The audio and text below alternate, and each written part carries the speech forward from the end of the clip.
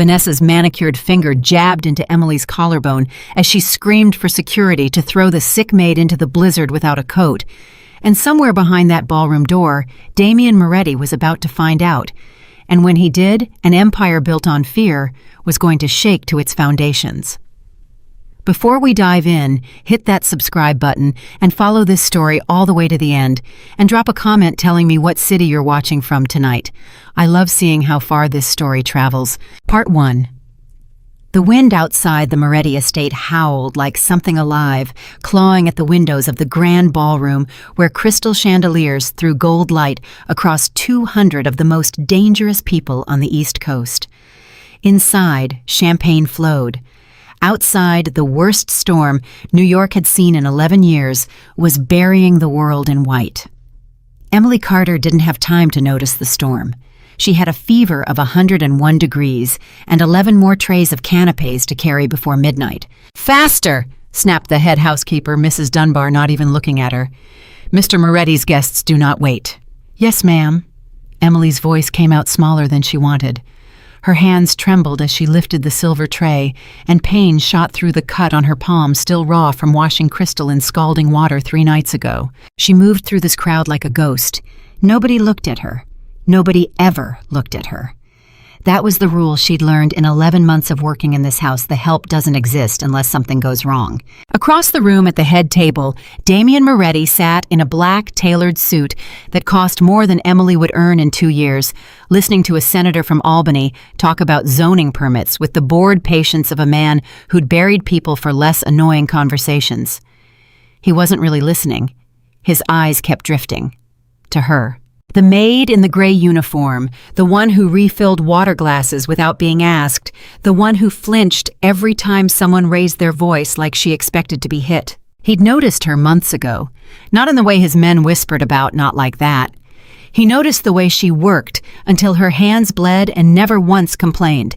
He noticed she gave her food to the kitchen boy who was always hungry.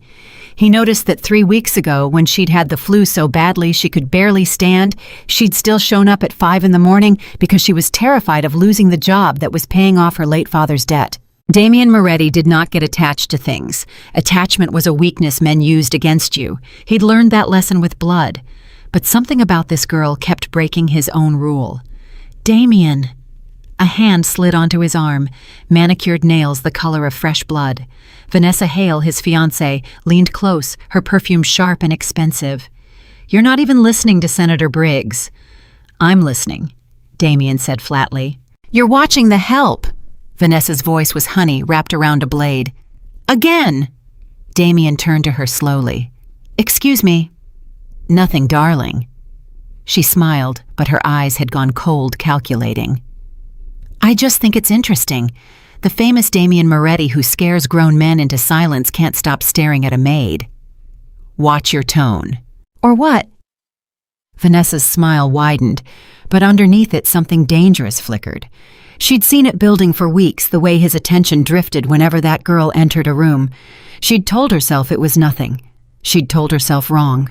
Across the room, Emily set down a tray of champagne flutes and felt the room tilt slightly. The fever was worse than she'd let on. Her vision blurred at the edges. She gripped the edge of a side table, breathing slowly, willing herself not to collapse in front of 200 guests who would only see an inconvenience, not a sick woman barely standing. "You?" "Maid." Emily's head snapped up. Vanessa stood 3 feet away, arms crossed, eyes glittering with something Emily didn't yet understand was hatred. "Yes, ma'am." "Where's my grandmother's emerald brooch, the one I left on my vanity this afternoon?" Emily's stomach dropped. I haven't seen it, ma'am. I don't go into your private rooms unless—" "Don't lie to me." Vanessa's voice rose sharp enough to cut through nearby conversation. Heads began to turn. "I know exactly what kind of girl you are. Sweet little smile, sad little story, working your way into this house, into him." She jabbed a finger toward Damian without looking at him. "And now my jewelry is missing." "I would never—" Emily's voice cracked, fever and fear tangling together. "Please, I haven't taken anything, I swear." "Security?" Vanessa snapped her fingers, and two men in black suits materialized instantly the way men only do when they've been trained their whole careers to appear the moment a powerful woman raises her voice. "Get her out of my sight!" "Wait!" Emily tried to step back, but a hand closed around her arm hard enough to bruise. "Please, I'm sick. I haven't done anything." "Haven't." "Out!" Vanessa's voice was ice now, all pretense of sweetness gone. "Into the storm. Let her sit out there and think about honesty." A ripple of unease moved through the nearby guests, but nobody said a word. Nobody ever said a word in this house. That was how the Moretti estate worked. Fear kept everyone's mouth shut, even when something was clearly horribly wrong. The two security men dragged Emily through the side hallway, her thin shoes sliding against the marble floor as she twisted, trying to break free. "Please, I don't even have a coat. Please just let me explain." "Mrs. Hale's orders," one of the men muttered, not unkindly, but not stopping either. Orders were orders in this house, and nobody questioned Vanessa Hale, not when she was about to become the next Mrs. Moretti. The heavy side door swung open, and a wall of Arctic wind slammed into Emily's face, stealing the breath from her lungs. Snow swirled in violent sheets, visibility dropping to almost nothing beyond the porch light. "No, please!" Emily grabbed the doorframe with both hands, fingers white with cold and panic.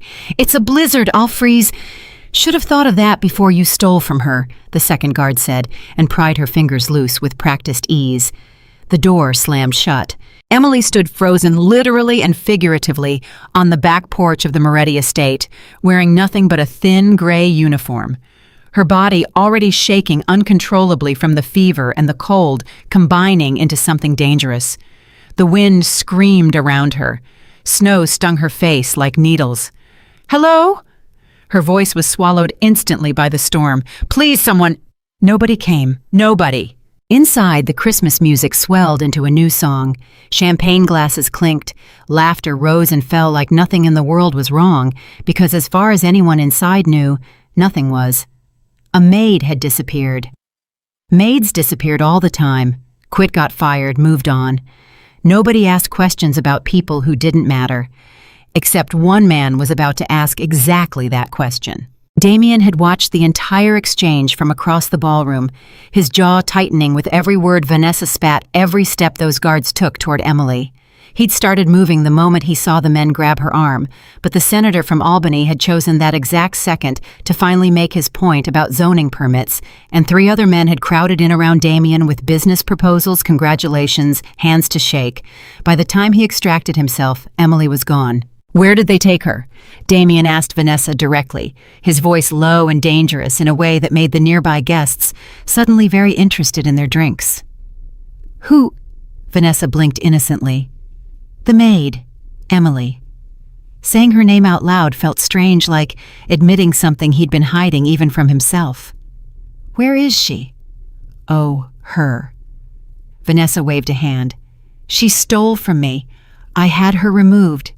"Really, Damian, you shouldn't concern yourself with removed where." Something in his tone made Vanessa's confidence flicker just slightly. "Outside, to think about her actions." "Outside?" Damian repeated the word like it tasted wrong in his mouth. "In this storm." "Damian, it's not that bad." He was already walking away. Outside, Emily's knees had buckled twice already. The cold had moved past painful into something worse, a strange, creeping numbness that some distant fading part of her brain recognized as dangerous. Hypothermia. She'd read about it once in a magazine at a doctor's office years ago, before her father died, before the debt, before any of this. Confusion, drowsiness. The body's last trick making freezing feel almost peaceful right before it kills you. She thought of her father. She thought of the promise she'd made at his graveside, that she'd pay off everything he owed, that she'd never let his name carry shame. She thought distantly of how strange it was that she might die in a stranger's backyard over a brooch she'd never even seen.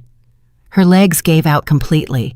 She sank into the snow beside the frozen garden fountain, and for one terrifying, almost gentle moment, the cold stopped hurting. That was the moment Damian threw open the side door. "Emily!" His voice tore through the storm like a gunshot. He didn't see her at first. The snow was falling too thick, the world reduced to white static, but some instinct, something he would never be able to fully explain afterward, pulled him toward the fountain. He found her half buried, already snow collecting on her eyelashes, her lips tinged faintly blue, her breathing so shallow he had to press 2 fingers to her throat to be sure there was a pulse at all. No, no, no, no! Damian's voice cracked in a way none of his men had ever heard, not once, not in 15 years of watching him stay calm while ordering executions. He scooped her up against his chest, his $3,000 tuxedo jacket instantly soaked through, and he didn't care. He didn't feel the cold at all anymore. He only felt the terrifying lightness of her body and the way her head lolled against his shoulder. "Stay with me," he ordered her, as if she could hear him, as if commands worked on a body shutting down from cold. "Emily, stay with me."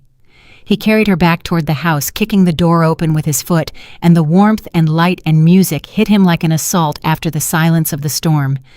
The room went quiet the instant they saw him. Damian Moretti, the man who never showed weakness, who had built an empire on the principle that fear was the only currency that mattered, stood in the doorway of his own Christmas banquet, soaked to the bone snow melting in his hair, cradling a half-frozen maid in his arms, like she was the only thing left in the world worth saving. 200 of the most powerful, most dangerous people on the East Coast stared in absolute frozen silence. "Someone call a doctor," Damian said, his voice low and shaking with a fury none of them had ever heard directed at the room itself. "Now." Nobody moved for a full 3 seconds, stunned into paralysis. "Now." The word exploded out of him, and the entire ballroom flinched as one. Chaos erupted, guests scrambling, staff running, someone shouting for the family physician, who was fortunately among the guests. Damian carried Emily straight through the center of the ballroom, past the senator, past the rival family bosses, past everyone who mattered in his world, and laid her gently on the long banquet table itself, sweeping silverware and crystal to the floor with one arm. "Damian, what are you doing?" Vanessa's voice, shrill and disbelieving, cut through the chaos. He turned to her, and the look on his face made even the hardened crime bosses in the room take an involuntary step back. "You did this." His voice was quiet now, which was somehow worse than shouting. "You put her outside, in this. She stole from me. She's been running a fever for 3 days, and you threw her into a blizzard without a coat over a brooch you probably misplaced yourself." Damian's hands were shaking, whether from cold or rage. Even he couldn't say. "Do you understand what you almost did? Damian, please, you're embarrassing yourself in front of... I don't care who's watching." He said it loud enough for the entire ballroom to hear, every senator, every rival boss, every alliance he'd spent years building. "I do not care." Dr. Hensley, the family physician, pushed through the crowd with his bag already open, immediately checking Emily's pulse, her breathing peeling back her eyelids to check her pupils with a small flashlight. "Severe hypothermia," he announced grimly. "We need to warm her slowly, get her out of these wet clothes, and get fluids into her immediately. Another 20 minutes out there and we'd be having a very different conversation." The words landed on Damian like a physical blow. 20 minutes. He'd come that close to losing her without ever even telling her she mattered. "Take her to the East Guest Suite," Damian ordered, his voice steadier now, control reasserting itself, even as something inside him had fundamentally shifted, cracked open, rearranged. "I want a nurse with her around the clock. I want updates every 30 minutes. As his men carefully carried Emily upstairs, Damian turned back to the ballroom, to 200 faces watching him with a mixture of shock, calculation, and in some cases barely concealed amusement at finally seeing the untouchable Damian Moretti rattled. "The engagement is off," Damian said to Vanessa, loud enough for the entire room to absorb. "We're done. You cannot be serious." "Oh, I have never been more serious in my life." He stepped closer, his voice dropping to something cold and final. "You tried to kill someone in my house tonight, someone under my protection. I don't care whose daughter you are or what families you represent. That is unforgivable." Vanessa's face cycled through shock fury, and finally, something darker. Calculation, the look of a woman recalculating every plan she'd built around this engagement, around this alliance, around this entire night. "You'll regret this," she said quietly, just for him. "You have no idea what you're throwing away." I have no idea what I almost let happen, Damian corrected. That's the only thing I regret. He turned to address the room at large, every mafia boss, every dirty politician, every businessman who'd built their fortune on the same foundation of fear and silence that Damian had inherited from his father. Anyone who harms someone under my protection becomes my enemy.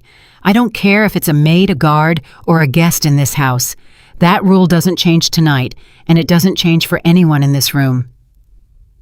The silence that followed was absolute. One by one, the rival families began making their excuses, gathering coats, calling for cars, despite the storm still raging outside. The carefully constructed Christmas alliance, months of negotiation, years of careful relationship building, was dissolving in real time, guest by guest, car by car, pulling away into the snow. Damian didn't care. He watched them go with the same flat, unreadable expression he wore during business negotiations. But his mind was already upstairs, already with the fragile, freezing woman who'd somehow, without trying, without even knowing it, become the only thing in that entire mansion he actually couldn't stand to lose. Sir. One of his lieutenants, Marco, approached carefully. The Castellano family just left. The Reyes brothers, too. This is going to cost us, Damian. Months of work gone in one night. I know. And Vanessa's father. I know Marco. Was it worth it? Marco asked quietly, genuinely curious, not challenging. Damian looked toward the staircase, toward the east wing, where Emily was fighting her way back from the edge of something that had nearly taken her tonight. Ask me again in 20 minutes, he said, when I know if she's going to live. He climbed the stairs two at a time, leaving behind the wreckage of an alliance, the fury of a woman scorned, and the whispered speculation of an entire criminal underworld that would by morning know exactly what had happened in the Moretti mansion on Christmas Eve. Outside, the storm continued raging, indifferent to empires rising or falling. Inside the East guest suite, a nurse worked quickly to warm Emily's body, wrapping her in heated blankets, monitoring her vitals with careful, practiced hands. Damian stood in the doorway, unable to make himself enter further, watching the rise and fall of her chest, with a desperation that frightened him more than any rival ever had. Mr. Moretti, the nurse said gently, not looking up from her work, you should change out of those wet clothes. You'll catch your death standing there. I'm fine. Sir, I said I'm fine. His voice cracked slightly on the last word, and for the first time in longer than he could remember, Damian Moretti didn't try to hide it. He pulled a chair beside the bed and sat down, still soaked, still freezing, and took Emily's small, cold hand between both of his own, as if his warmth alone might be enough to pull her back from wherever the storm had nearly taken her. You don't get to do this, he said quietly to a woman who couldn't hear him, whose eyes remained closed, whose breathing remained shallow and uncertain. You don't get to almost die in my backyard and not wake up to tell me why you never once asked me for help. Outside, the snow kept falling, burying the mansion, burying the road, burying the careful, fearful world Damian Moretti had built for himself, a world about to be torn wide open by a woman who had never once in 11 months of working in his house demanded anything from anyone. The fever broke just after 2 a.m. Emily's eyes fluttered open to find a man she barely knew sitting beside her bed, his tuxedo jacket discarded, his shirt sleeves rolled up, his eyes red-rimmed with exhaustion, and something that looked almost like fear. Mr. Moretti, her voice came out as barely a whisper. Don't, he said, his voice rough. Don't apologize. Don't thank me. Just don't ever scare me like that again. Emily blinked slowly, confusion fighting through the fog of fever and cold. What happened? You almost died, Damian said simply. Outside, in the snow, because Vanessa accused you of stealing something you never touched. The memory crashed back into her all at once. The cold, the door slamming, the fear that she would freeze to death over a piece of jewelry she'd never even seen. Her hands began to shake. It's okay, Damian said quickly, his voice softening into something Emily had never heard from him before, something almost gentle. You're safe now. Nobody is going to hurt you again. I promise you that. Why? The question slipped out before Emily could stop it. Why does it matter to you? Damian was quiet for a long moment, staring down at her hand still resting between both of his. I don't know yet, he admitted finally, his voice barely above a whisper. But it does. More than I ever expected it to. Outside, the storm was finally beginning to break, the first hints of dawn pressing weakly against the thick gray clouds. But inside the Moretti mansion, something else entirely was just beginning. A fracture in the careful, fearful world Damian had built. A question neither of them yet understood the full weight of, and a betrayal still hidden somewhere within these walls that would in the coming days threaten to destroy everything either of them had left. 3 days passed before Emily was strong enough to leave the bed, and in those 3 days, Damian Moretti barely slept. He sat in that chair more nights than not, working from his laptop balanced on his knees, taking calls in a whisper so he wouldn't wake her, watching the rise and fall of her breathing, the way other men watched stock tickers. His lieutenants noticed. His housekeeper noticed. Vanessa, banished to her family's estate 2 hours north, noticed most of all, even from a distance, even through the cold silence of a phone that Damian refused to answer. "You look terrible," Emily told him on the 4th morning, her voice stronger now, color returned to her cheeks. "Have you slept at all?" "I sleep fine." He didn't look up from his laptop. "You're lying." That got his attention. He glanced up, one eyebrow raised, something almost like amusement flickering across his face for the first time in days. "Careful, people don't usually call me a liar." "Someone should." Emily pushed herself up against the pillows, wincing slightly at the lingering ache in her muscles. "You've been sitting in that chair for 3 days like you're guarding me from something." "Maybe I am." The words hung in the air between them, heavier than either of them expected. Emily looked away, first her cheeks flushing with something that had nothing to do with the fever. "Mr. Moretti." "Damian," he corrected quietly. "After what happened, I think we're past Mr. Moretti." "Damian," she repeated, testing the name like it belonged to a different world than the one she'd been living in for 11 months. "I need to go back to work. Mrs. Dunbar will have given my room to someone else by now, and I still owe—" "You're not going anywhere near that side of the house," Damian said, his voice suddenly hard, final. "Not until I figure out exactly what happened that night, and not until I'm certain it can't happen again." "What do you mean, figure out what happened?" Vanessa accused me of stealing. "I know what happened." Damian set his laptop aside slowly, his expression shifting into something more careful, more calculating. "Vanessa accused you of stealing a brooch that as of yesterday was found exactly where it always is, in her jewelry box, untouched." Emily's breath caught. "She lied." "She lied," Damian confirmed. "Which means either she planned this from the start, or someone gave her a reason to believe you'd taken something you never touched." "Why would anyone do that?" "That," Damian said grimly, "is what I intend to find out." He stood pacing toward the window where weak winter sunlight filtered through clouds still heavy with the aftermath of the storm. 11 months you've worked in this house, Emily. 11 months of staying invisible, staying quiet, never once asking for anything. And the one time something happens to you, it happens in front of 200 witnesses, orchestrated specifically to humiliate you in the worst possible way. You think it was planned. I think Vanessa didn't act alone. He turned back to face her, his jaw tight. I think someone wanted you out of this house, and they used her jealousy to do it. Emily's stomach twisted. Who would want me gone? I'm nobody. I clean floors and carry trays. I'm not a threat to anyone. That's exactly what worries me, Damian said quietly, because somebody clearly disagrees. A knock interrupted them, sharp, urgent. Marco Damian's lieutenant stepped inside without waiting for permission, his face tight with the particular tension that meant trouble. Boss, we need to talk. Now. Damian glanced at Emily, an unspoken apology in his eyes, before following Marco into the hallway. Emily strained to hear through the partially closed door, catching fragments, financial records, missing files. Someone's name she didn't recognize, the word breach repeated twice with rising urgency. When Damian returned 10 minutes later, his face had gone grim in a way that made Emily's stomach tighten with dread. What happened? Someone's been moving money, Damian said slowly, sitting back down, running a hand through his hair. Small amounts over months funneled through accounts that shouldn't exist. We just found discrepancies in the household ledgers going back almost a year. A year. Emily's mind raced. That's around when I started working here.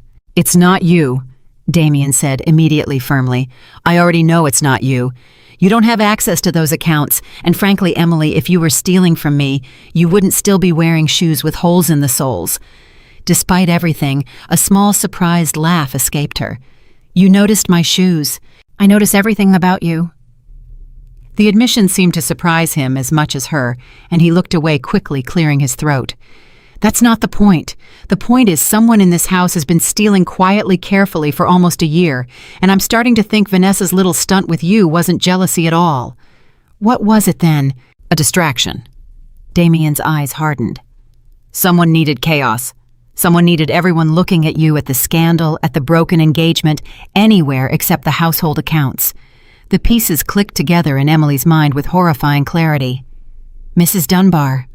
Damian went very still. "Why would you say that name?" "Because she's the only person besides you with full access to the household budget," Emily said slowly, her exhaustion forgotten, replaced by sharp, urgent focus. "I've seen her in the financial office at strange hours, late at night, when she thought everyone was asleep. I never thought anything of it because why would I? She's worked for your family for 15 years. 16. Damian corrected automatically, his mind already racing ahead. "My father trusted her completely. Maybe that's exactly why nobody ever checked." Damian stood abruptly, already reaching for his phone, already barking orders to Marco through the door, pull every record connected to Dunbar, every account, every transaction quietly without alerting her. Emily watched him transform in real time, the careful, gentle man who'd sat beside her bed for 3 days, disappearing, replaced by the calculating, dangerous boss whose reputation had built an empire. "Damian!" She caught his sleeve before he could leave the room entirely. "Be careful. If she's involved in something this serious, she's not working alone." He paused, looking down at her hand on his arm, something complicated passing behind his eyes. "Since when do you worry about my safety?" "Since you carried me through a blizzard instead of letting me die in your backyard," Emily said simply. "I think that earns you a little worrying." Something shifted in his expression, softening despite the danger circling them both. "I'll be careful," he promised. "Stay here. Don't leave this room until I come back." The investigation moved faster than Emily expected. By that evening, Marco had pulled financial records spanning 14 months, cross-referencing every transaction against household staff schedules, supplier invoices, and bank routing numbers that led eventually, frustratingly, to dead ends. Shell companies' offshore accounts, names that didn't exist anywhere except on paper. "Whoever set this up knew what they were doing," Marco reported, spreading printouts across Damian's desk. "This isn't some housekeeper skimming cash from the grocery budget. This is sophisticated. Someone with real financial knowledge." "Dunbar doesn't have that kind of knowledge," Damian said, frustration bleeding into his voice. "She barely knows how to use a computer." "Then someone's using her," Marco said. "Or someone's working through her, without her even knowing." Damian's head snapped up. "Explain!" "What if she's not the mastermind? What if she's just the access point? Someone needed eyes and ears inside this house. Someone with authority who wouldn't be questioned. Dunbar fits that perfectly. But the actual financial maneuvering..." Marco tapped one of the printouts. "This has fingerprints all over it that don't belong to a 60-year-old housekeeper." "Whose fingerprints, then?" Marco hesitated, glancing toward the hallway, as if checking for listeners before he spoke. "Boss, I don't like saying this without more proof, but the offshore account structure, it's almost identical to one we traced 2 years ago, back when we were dealing with the Castellano situation." Damian's blood ran cold. "The Castellanos left my house an hour after I broke the engagement." "I know. You think they're involved in this?" "I think it's too coincidental to ignore," Marco said carefully. "And I think Vanessa's father has been awfully quiet since his daughter got humiliated in front of 200 people. A man like that doesn't stay quiet unless he's already planning his next move." The implications hit Damian like a physical blow. If the Hale family and the Castellano family were connected to this financial breach, then Vanessa's accusation against Emily hadn't just been petty jealousy. It had been a calculated first strike in something much larger, much more dangerous. "Get me everything you can find on Vanessa's father's recent business dealings," Damian ordered.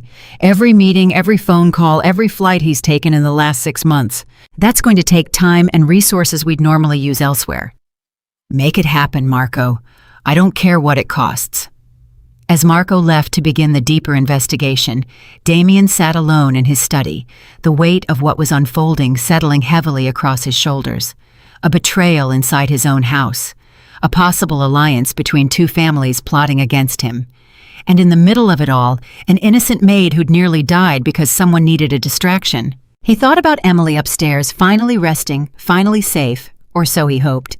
The thought of anyone using her again, hurting her again, made something cold and lethal coil in his chest. He found himself walking back toward the east wing before he'd consciously decided to move. Emily was awake when he entered, sitting up in bed with a book she clearly wasn't reading, her eyes immediately finding his face, searching for answers. "What did you find?" "More questions than answers," Damian admitted, sitting heavily in the chair beside her bed. "Marco thinks Dunbar might not be working alone. He thinks this could be connected to the Castellano family." Emily's eyes widened. "The family that left during the banquet?" "The same." "Do you think Vanessa knew about the money, I mean? Do you think that's why she wanted me gone?" "I don't know," Damian said honestly, "but I intend to find out. Carefully, without anyone realizing we're looking." Emily was quiet for a long moment, her fingers twisting the edge of the blanket. "There's something I should tell you, something I didn't think mattered until just now." Damian leaned forward. "Tell me." "About 2 months ago, I was cleaning the upstairs study. Mrs. Dunbar's private office, the one she keeps locked most of the time. The door was open because she'd stepped out and I saw her on the phone.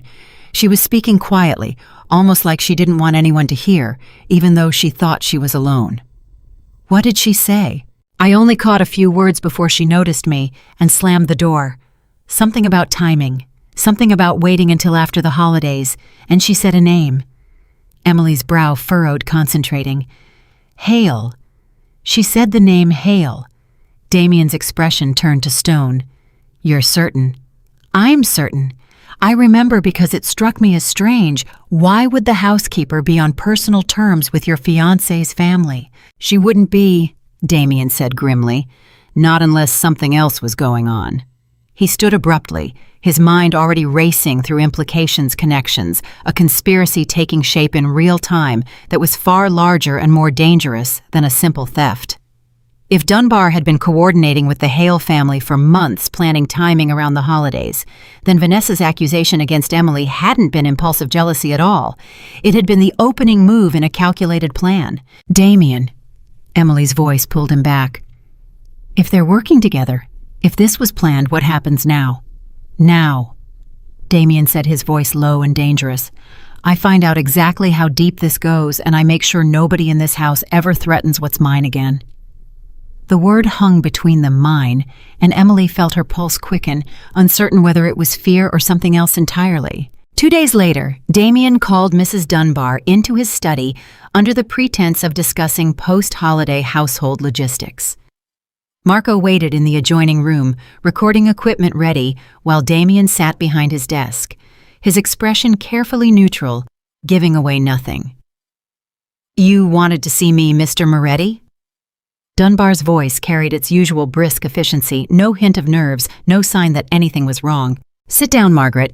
Using her first name was deliberate, calculated to disarm her. She sat smoothing her skirt with practiced composure. "Is this about the budget reports? I've already submitted everything for the quarter." "It's about Vanessa Hale." Something flickered across Dunbar's face, small, almost imperceptible, but Damian had spent his entire life reading micro-expressions for a living, and he caught it instantly. A flash of calculation, a recalculation of how much he knew. "What about her?" Dunbar's voice remained steady, but her hands had stilled in her lap. "I'm curious how long you've known her family," Damian said casually, watching her closely. "Since you seem to be on personal enough terms to discuss timing with them." The color drained from Dunbar's face. "I don't know what you're talking about." "Don't you?" Damian leaned forward slightly. "Because I have a witness who overheard you on the phone discussing waiting until after the holidays, discussing the name Hale specifically. That's That's absurd. I would never. I also have 14 months of financial discrepancies running through this household's accounts. Damian continued, his voice growing colder with each word. Shell companies, offshore transfers, money disappearing in amounts small enough that nobody would notice unless they were looking very, very carefully. Dunbar's composure cracked completely. I can explain, then explain. It's not what you think, she said, her voice shaking now, all pretense abandoned. I didn't have a choice. They threatened my family, Damian. My grandson, he's sick. The medical bills were destroying us, and Mr. Hale offered you money to betray my family. He offered me a way to save my grandson's life. Dunbar's voice broke. What was I supposed to do? Let him die because I was too loyal to a family that's never once asked how I was doing in 16 years of service? The accusation landed harder than Dunbar probably intended, and for a moment, something almost like guilt flickered across Damian's face. He'd never asked. 16 years of service, and he'd never once asked Margaret Dunbar how her family was doing. But guilt didn't excuse betrayal. What exactly did you give them? Financial records, schedules, information about the Christmas banquet guest lists, security arrangements. Dunbar was crying now, the careful mask of efficient housekeeper completely gone. And the girl, Emily. They wanted her gone before the banquet removed somehow, and I told them about Vanessa's jealousy, told them how to use it. You set her up to nearly die in a blizzard. Damian's voice had gone dangerously quiet. I didn't know it would go that far. I thought Vanessa would just have her fired, sent away quietly. I didn't know about the storm. I didn't know she'd... Dunbar's voice cracked completely. I'm sorry. God help me, I'm so sorry. Why did they want Emily gone specifically? This was the question that mattered most, the one Damian needed answered above all else. What does a maid have to do with the Hale and Castellano family's financial schemes? Dunbar hesitated, and for a moment Damian thought she might refuse to answer. Then something in her seemed to collapse entirely. Because she's not just a maid, Dunbar whispered. I don't know everything. They didn't tell me everything, but I know enough to understand they're terrified of what she might remember, what she might have seen working in this house all these months. Damian's blood went cold. Seen what? I don't know specifics, but Emily's worked in nearly every part of this estate over the past year. She's cleaned offices, organized files, been present during conversations nobody thought twice about, because nobody thinks twice about the help. Dunbar wiped at her eyes. Mr. Hale was very specific that she needed to be removed from this house before the banquet one way or another. I assumed it was simple prejudice. I didn't understand until just now that it might be something far more serious. Damian sat back slowly, the full shape of the conspiracy beginning to take terrifying form in his mind. This wasn't just about money. This wasn't just about a housekeeper's desperation or a fiancé's jealousy. Someone believed Emily Carter knew something dangerous, something worth orchestrating an elaborate scheme to silence, possibly even kill. Marco, Damian called, and his lieutenant entered immediately from the adjoining room, expression grim. You got all of that?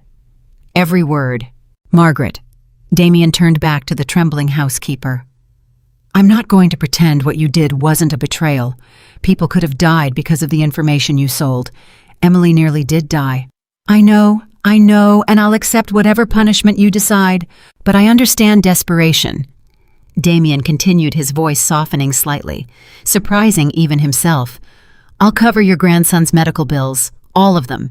In exchange, you're going to tell us everything you know, and you're going to help us figure out exactly what Hale and Castellano are planning. Dunbar stared at him, shock washing across her tear-streaked face. Why would you help me after what I've done? Because revenge doesn't pay your grandson's hospital bills, Damian said simply. And because right now I need every advantage I can get to protect the people in this house. That includes understanding exactly what we're facing. It took another hour of careful, methodical questioning before Dunbar had revealed everything she knew. Fragments of conversations, names of associates, details about meetings she'd overheard but never fully understood. By the time she finished, Damian and Marco had assembled enough pieces to understand they were facing something far larger than a simple betrayal. Haley and Castellano weren't just disgruntled families seeking revenge for a broken engagement. They were planning something coordinated, something that had been in motion for months before Christmas Eve ever arrived, and Emily Carter, quiet and visible. Emily Carter was somehow at the center of it. Damian found her in the small library on the second floor, curled in a window seat, with a blanket around her shoulders, watching snow fall steadily outside. She'd been moved from the guest suite that morning, declared fully recovered by Dr. Hensley, though Damian noted she still moved carefully, still tired easily. "We need to talk," he said, and something in his tone made Emily set down her book, immediately giving him her full attention. What happened with Dunbar?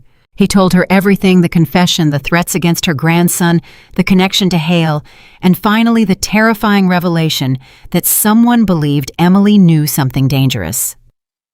Emily's face went pale as she listened. "That doesn't make sense. I don't know anything. I clean rooms, I organize files.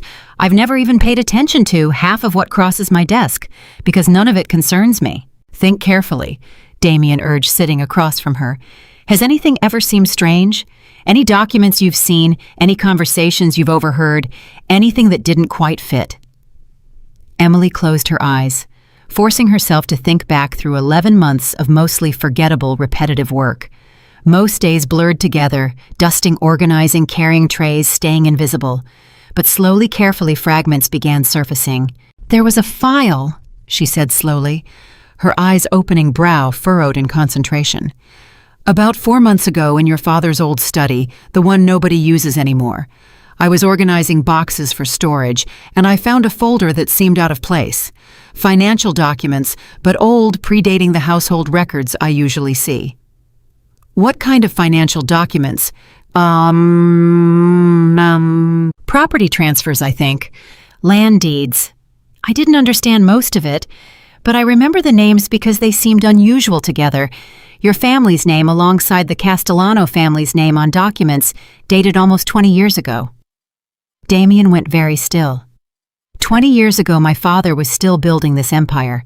The Castellanos were rivals then, not allies. There was something else, Emily continued, the memory sharpening now that she was actively searching for it. A clause, I think, about territory boundaries, and a third name I didn't recognize. Something like Reeves or Reyes. I'm not certain. I only glanced at it before putting it back in the box. "Reyes," Damian repeated slowly. "The Reyes brothers were at the banquet. They left right after the Castellanos did." "Could that mean something?" "It could mean everything." Damian stood abruptly, pacing toward the window, his mind racing through implications that were beginning to form a clear, terrifying picture. If there's an old agreement between my father, the Castellanos, and the Reyes family, something involving territory, something that predates my taking over the business, and that information surfaced now, right before Christmas, right before this banquet, meant to solidify new alliances. Someone might be trying to expose an old secret. Emily finished, understanding dawning in her eyes. Something that could destroy current alliances if it came to light. Or something that could be used as leverage, Damian said grimly. Blackmail, threats, a way to control families who think they're operating independently. "And you think I might have seen something that proves whatever this agreement was?" "I think," Damian said, slowly turning back to face her, "that you might be the only person alive who's seen physical proof of something certain people would kill to keep buried." The weight of that realization settled heavily over both of them. Emily wrapped her arms around herself, suddenly cold despite the blanket, despite the warm fire crackling nearby. "What do we do?" "First," Damian said, his voice firm with renewed purpose, "we find that file. If it still exists, if Dunbar or anyone else hasn't already destroyed it, we need it as proof. And if it's already gone, then we find another way to expose whatever they're planning before they can use it against us." Damian's expression hardened with determination. "Either way, Emily, I need you to understand something. You're not just a maid who got caught in the crossfire of someone else's jealousy anymore. You're a target, a real one, and I intend to make sure nothing happens to you." "Why?" The question came out softer this time, more vulnerable. "Why does protecting me matter so much to you? You barely knew I existed 11 months ago." Damian was quiet for a long moment, studying her face with an intensity that made her breath catch. "I think I knew you existed the very first week you started working here," he admitted finally. "I just didn't let myself think about it. Didn't let myself notice the way you always put everyone else first, the way you never once asked for anything, despite working harder than people who earn 10 times your salary. I told myself it didn't matter, told myself attachment was a weakness I couldn't afford." "What changed?" "You almost died in my backyard. And for the first time in my entire life, I understood exactly what people meant when they said their world stopped." Damian's voice was rough with an honesty that clearly cost him something to admit. "I don't know what this is yet, Emily. I don't have a name for it. But I know I'm not letting anyone hurt you again, and I know I'm not letting whatever conspiracy is unfolding in this house touch you without fighting back with everything I have." Emily felt tears pricking at her eyes, overwhelmed by an honesty she hadn't expected from a man whose entire identity had been built on careful control and emotional distance. "Then let's find that file," she said, steadying her voice with effort. "Let's find out exactly what we're fighting." They spent the next several hours in the old study surrounded by dust-covered boxes that hadn't been opened in years, searching methodically through documents that spanned decades of Moretti family history. Marco joined them, eventually bringing additional security as Damian's paranoia about who else might be watching, who else might be working against them intensified with every passing hour. It was nearly midnight when Emily's fingers closed around a familiar folder, slightly yellowed with age, tucked inside a box labeled simply Personal, 2006. "This is it," she breathed, her hands trembling slightly as she opened the folder. "This is the file I saw before." Damian leaned over her shoulder, scanning the documents quickly, his expression shifting from anticipation to genuine shock as the contents became clear. "This isn't just a territory agreement," he said slowly, disbelief coloring his voice. "This is evidence that my father, Castellano, and Reyes conspired together to frame a rival family for crimes they didn't commit. The Bianchi family. They were eliminated from the territory entirely 20 years ago, accused of betraying an alliance that, according to this, never actually existed. They destroyed an entire family based on a lie," Emily said, horror dawning across her face. "And if this came to light..." Damian continued, his mind racing through implications. Every family currently allied with the Castellanos or Reyes would learn they've been partnering with people capable of orchestrating that level of betrayal. The entire current power structure could collapse. "That's why they wanted this file gone," Emily realized. "And that's why they wanted me gone too, just in case I remembered seeing it, just in case I could ever connect the pieces. This isn't just leverage anymore," Damian said grimly, closing the folder carefully. "This is enough evidence to start a war between every major family on the East Coast, depending on who gets their hands on it first and how it's used." Marco, who'd been listening silently, finally spoke. "Boss, we need to think very carefully about our next move. If word gets out that we have this, every family connected to the original conspiracy is going to come after us with everything they've got." "I know. And if we don't use it," Marco continued, "Castellano and Reyes will eventually realize Emily might remember seeing it, and they'll come after her again more carefully, this time more permanently." The implication hung heavy in the room. Emily felt her stomach drop, understanding finally crystallizing into terrifying clarity. She wasn't just caught in the crossfire of a power struggle anymore. She was now undeniably the most dangerous loose end in a conspiracy 2 decades in the making. "There has to be a way to use this without starting an all-out war," Emily said, fighting to keep her voice steady. "A way to protect ourselves without destroying everything." Damian looked at her for a long moment, something shifting behind his eyes, calculation, protectiveness, and something else entirely, something that looked almost like admiration. "You're right," he said slowly. "There is a way. But it's going to require careful planning, and it's going to require trusting people I haven't trusted in years." "Who?" "The Crime Commission." Damian said the words clearly costing him something significant to speak aloud. "If we present this evidence the right way through the right channels, we don't start a war. We expose a conspiracy that wronged an entire family, and we let the commission itself decide how to handle Castellano and Reyes. Will they believe it? After 20 years, They'll believe documentation, Damian said grimly, especially documentation this detailed with signatures, dates, financial records that corroborate every claim. The Commission doesn't forgive families who fabricate evidence to eliminate rivals. If we can prove this conclusively, Castellano and Reyes won't just lose this fight. They'll lose everything. And Vanessa? Damian's expression hardened further. Vanessa made her choice the moment she helped throw you into that storm. Whatever happens to her family happens because of decisions they made long before tonight. Emily nodded slowly, understanding, settling over her with the weight of everything that had unfolded in the past week. A simple maid's job, 11 months of staying invisible, had somehow positioned her at the exact center of a conspiracy capable of reshaping the entire criminal underworld of the East Coast. "What happens now?" she asked quietly. Damian closed the folder carefully, his expression resolute. "Now we prepare. Carefully, methodically, without giving Castellano or Reyes any indication that we know what they're planning.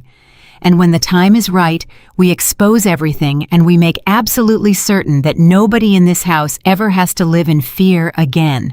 Outside, snow continued falling steadily against the windows, blanketing the estate in deceptive peace. But inside the foundations of an empire built on decades of secrets were beginning finally irreversibly to crack, and Emily Carter, the maid nobody had ever truly seen, was about to become the very reason that empire either survived or fell completely. The plan took shape over the next 3 days, each hour stretched tight with tension as Damian and Marco worked to build an airtight case while keeping every move hidden from the families, now circling like wolves around the Moretti estate. Emily insisted on helping despite Damian's repeated objections. "You almost died 2 weeks ago," he reminded her for what felt like the 10th time, watching her sort through copies of the financial documents at his desk. "You should be resting, not digging through 20-year-old conspiracy files. I'm the only one who actually remembers what the original file looked like before it got disturbed," Emily countered without looking up.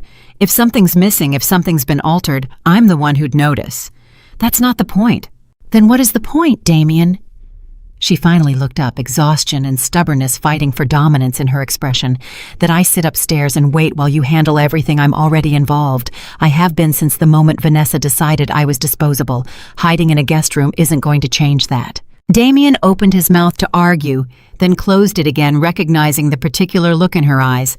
The same look she'd had standing on that frozen porch, refusing to simply accept what was happening to her, even as the cold stole the strength from her legs. "Fine," he said finally. "But you don't leave this house without me or Marco. Not for anything. Deal." It was during one of these long nights, surrounded by financial records and old photographs, that Emily found the second piece of the puzzle, one that would change everything they thought they understood. "Damian," her voice had gone strange, tight, with something between confusion and dawning horror. "Come look at this." He crossed the study, quickly leaning over her shoulder to see what she'd found, a photograph faded with age tucked behind the financial documents in the same box. 4 men stood together, arms around shoulders, in the casual camaraderie of old friends, dated in faint pencil on the back, summer 2006. "That's my father," Damian said slowly, recognizing the man on the left, despite the photograph's age. "And that's Castellano, younger, before the gray hair. And Reyes. Who's the 4th man?" Damian studied the unfamiliar face for a long moment, brow furrowed in concentration, before something clicked into place with visible shock. "That's Frank Bianchi, the family that was destroyed. He's not just standing with them," Damian said, his voice tightening with realization. "Look at his expression. Look at the way he's standing. This isn't a photograph of rivals being civil for some public event. This is 4 men who were genuinely close, friends. Then why would your father and the others frame him?" Damian flipped the photograph over again, studying the faded handwriting, then turned his attention back to the financial documents spread across the desk, cross-referencing dates with sudden sharpening focus. "Because of this," he said, finally pulling out a separate document Emily hadn't noticed before, tucked into an inner folder. "A territorial dispute Bianchi controlled the northern shipping routes, the most profitable territory on the East Coast at the time. My father Castellano and Reyes wanted it. So they fabricated evidence to eliminate a friend. Worse. Damian's jaw tightened as he read further, his expression cycling through disbelief and rage. According to this, Bianchi discovered something dangerous about the other three families' evidence of their own crimes, serious enough to destroy all of them if exposed. They didn't frame him over territory. They framed him to silence him before he could expose what he knew. The parallel hit Emily like a physical blow. That's exactly what's happening now, with me. Damian looked up sharply, the same horrifying realization crossing his face. History repeating itself. 20 years later, almost the same pattern. Someone discovers dangerous information and the families involved eliminate the threat before it can spread.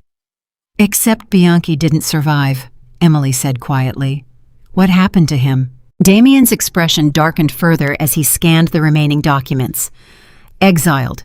Stripped of territory, family name destroyed, forced out of the business entirely under threat of execution if he ever returned or spoke publicly about what really happened. He paused, reading further, his face going pale. He had a daughter, 16 years old at the time. What happened to her? The records don't say, but if the Bianchi family was completely destroyed, erased from every official record, Damian trailed off the implications, too dark to fully voice. A sharp knock interrupted them. Marco entered without waiting, his expression urgent enough to immediately silence whatever conversation had been happening. "Boss, we have a problem, a big one." "What now?" "Emily's grandfather." Marco's eyes flicked toward Emily, apologetic but firm. "The man who raised her. He's missing." The world seemed to tilt sideways for Emily, the documents in front of her blurring as panic surged through her chest. "What do you mean missing? I spoke to him yesterday. He's fine. He's at home." "He's not at home anymore," Marco said gently. "Two of our men did a routine check after we identified Emily as a target just to make sure he was safe. His house was empty, signs of a struggle. A neighbor reported seeing two unfamiliar cars in the driveway around dinner time." "No." Emily's voice cracked the document in her hands, falling unnoticed to the floor. "No, this isn't. He has nothing to do with any of this. He's just an old man. He never even—" "Emily." Damian's hands found her shoulders steady and firm, anchoring her against the rising panic. "Look at me. We're going to find him. I promise you, we're going to find him." "They took him because of me," Emily whispered, tears spilling despite her attempt to hold them back. "Because I know about the file, because I might remember something." "They took him as leverage," Damian corrected grimly. Already moving into action, already barking orders at Marco for surveillance footage, phone records, anything that might indicate where the kidnappers had gone. "Which means they want something in exchange. Probably the file, probably your silence." "Then give it to them," Emily said immediately, desperately. "I don't care about exposing 20-year-old conspiracies. I don't care about the commission. I just want him back safely." "We're not giving them anything until we know exactly what we're dealing with," Damian said firmly, though his eyes held genuine sympathy for her panic. "Marco, get every available man on this. I want eyes on every property connected to Castellano and Reyes within 2 hours." The next several hours blurred together in a haze of frantic activity, phone calls, surveillance reports, maps spread across every available surface, as Damian's men worked to trace any sign of where Emily's grandfather might have been taken. Emily paced the study relentlessly, unable to sit still, unable to think about anything except the elderly man who'd raised her after her parents died, who'd never once asked for anything despite struggling with his own health and finances. "He has a heart condition," she said, suddenly stopping mid-pace. "If they're not careful with his medication, if he's stressed, we'll find him before that becomes a problem," Damian said, though the tightness in his own voice betrayed how little control he actually had over that promise. "You don't understand." Emily pressed panic, sharpening her voice. 2 years ago, he had a cardiac episode just from the stress of a car accident he wasn't even badly hurt in. If they're rough with him, if they scare him— "Emily." Damian crossed the room and took both her hands firmly in his. "I need you to breathe. I need you focused, because right now, your memory and your instincts are the sharpest tool we have. Panicking helps nobody, least of all him." She nodded shakily, forcing air into her lungs, forcing her mind to still, even as terror clawed at the edges of her composure. It was nearly 2 a.m. when Marco finally returned with information that shifted everything. "We found a property," he announced, spreading a map across the desk. "Registered under a shell company, but the paper trail leads back to Reyes. It's about 40 minutes outside the city, isolated, minimal security based on what we could observe from a distance." "How minimal?" "4 guards that we counted, possibly more inside." Marco's expression turned grim. "Boss, I have to say this, even though I know you won't like it. A direct assault is risky. If they panic, if they think we're attacking instead of negotiating, Emily's grandfather could end up as collateral damage." "I know. There's something else." Marco hesitated, glancing toward Emily before continuing. "We intercepted a message. They're not just holding him as leverage for the file. They want a meeting, tomorrow night. Reyes wants to negotiate directly." "Negotiate what exactly?" "The file, obviously, but also—" Marco's jaw tightened. They specifically mentioned wanting Emily present at the meeting. Damian's entire body went rigid with fury. "Absolutely not.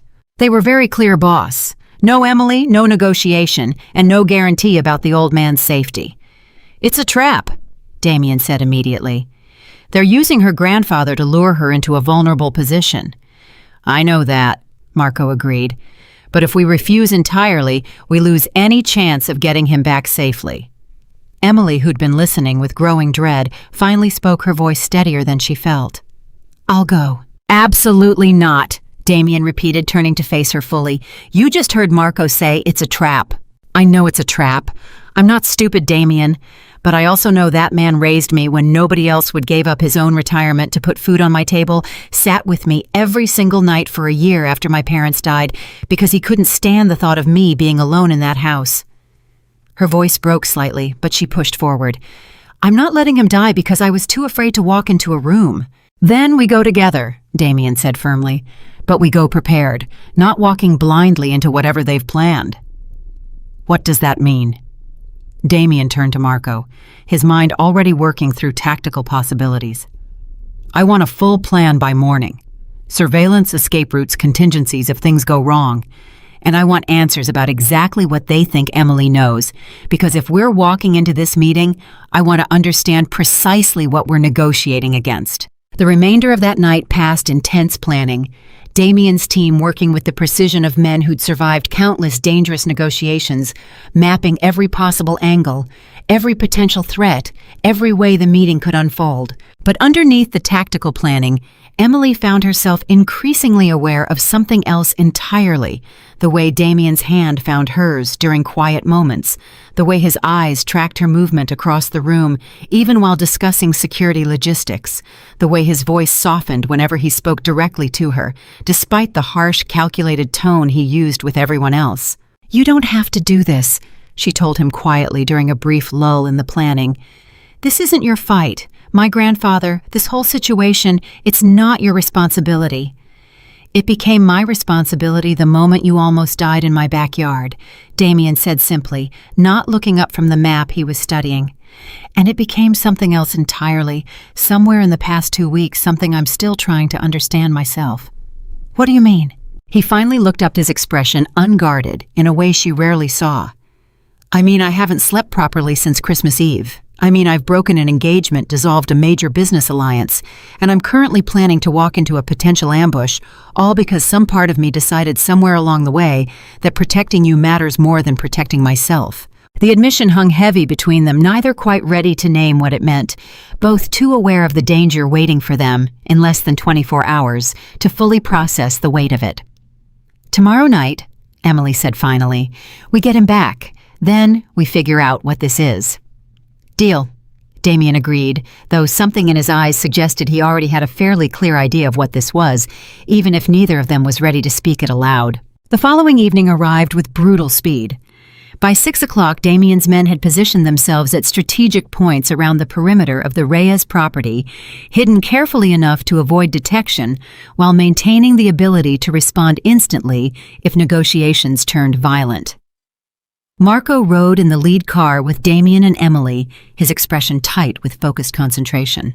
"Remember," he said as they approached the property, "we have eyes everywhere. If anything goes wrong, we move immediately. Don't hesitate, don't try to be a hero." "I'm not trying to be anything except his granddaughter walking in to bring him home," Emily said, though her voice trembled slightly, despite her best efforts at composure. Damian reached over, squeezing her hand briefly. "We're getting him back, I promise you that."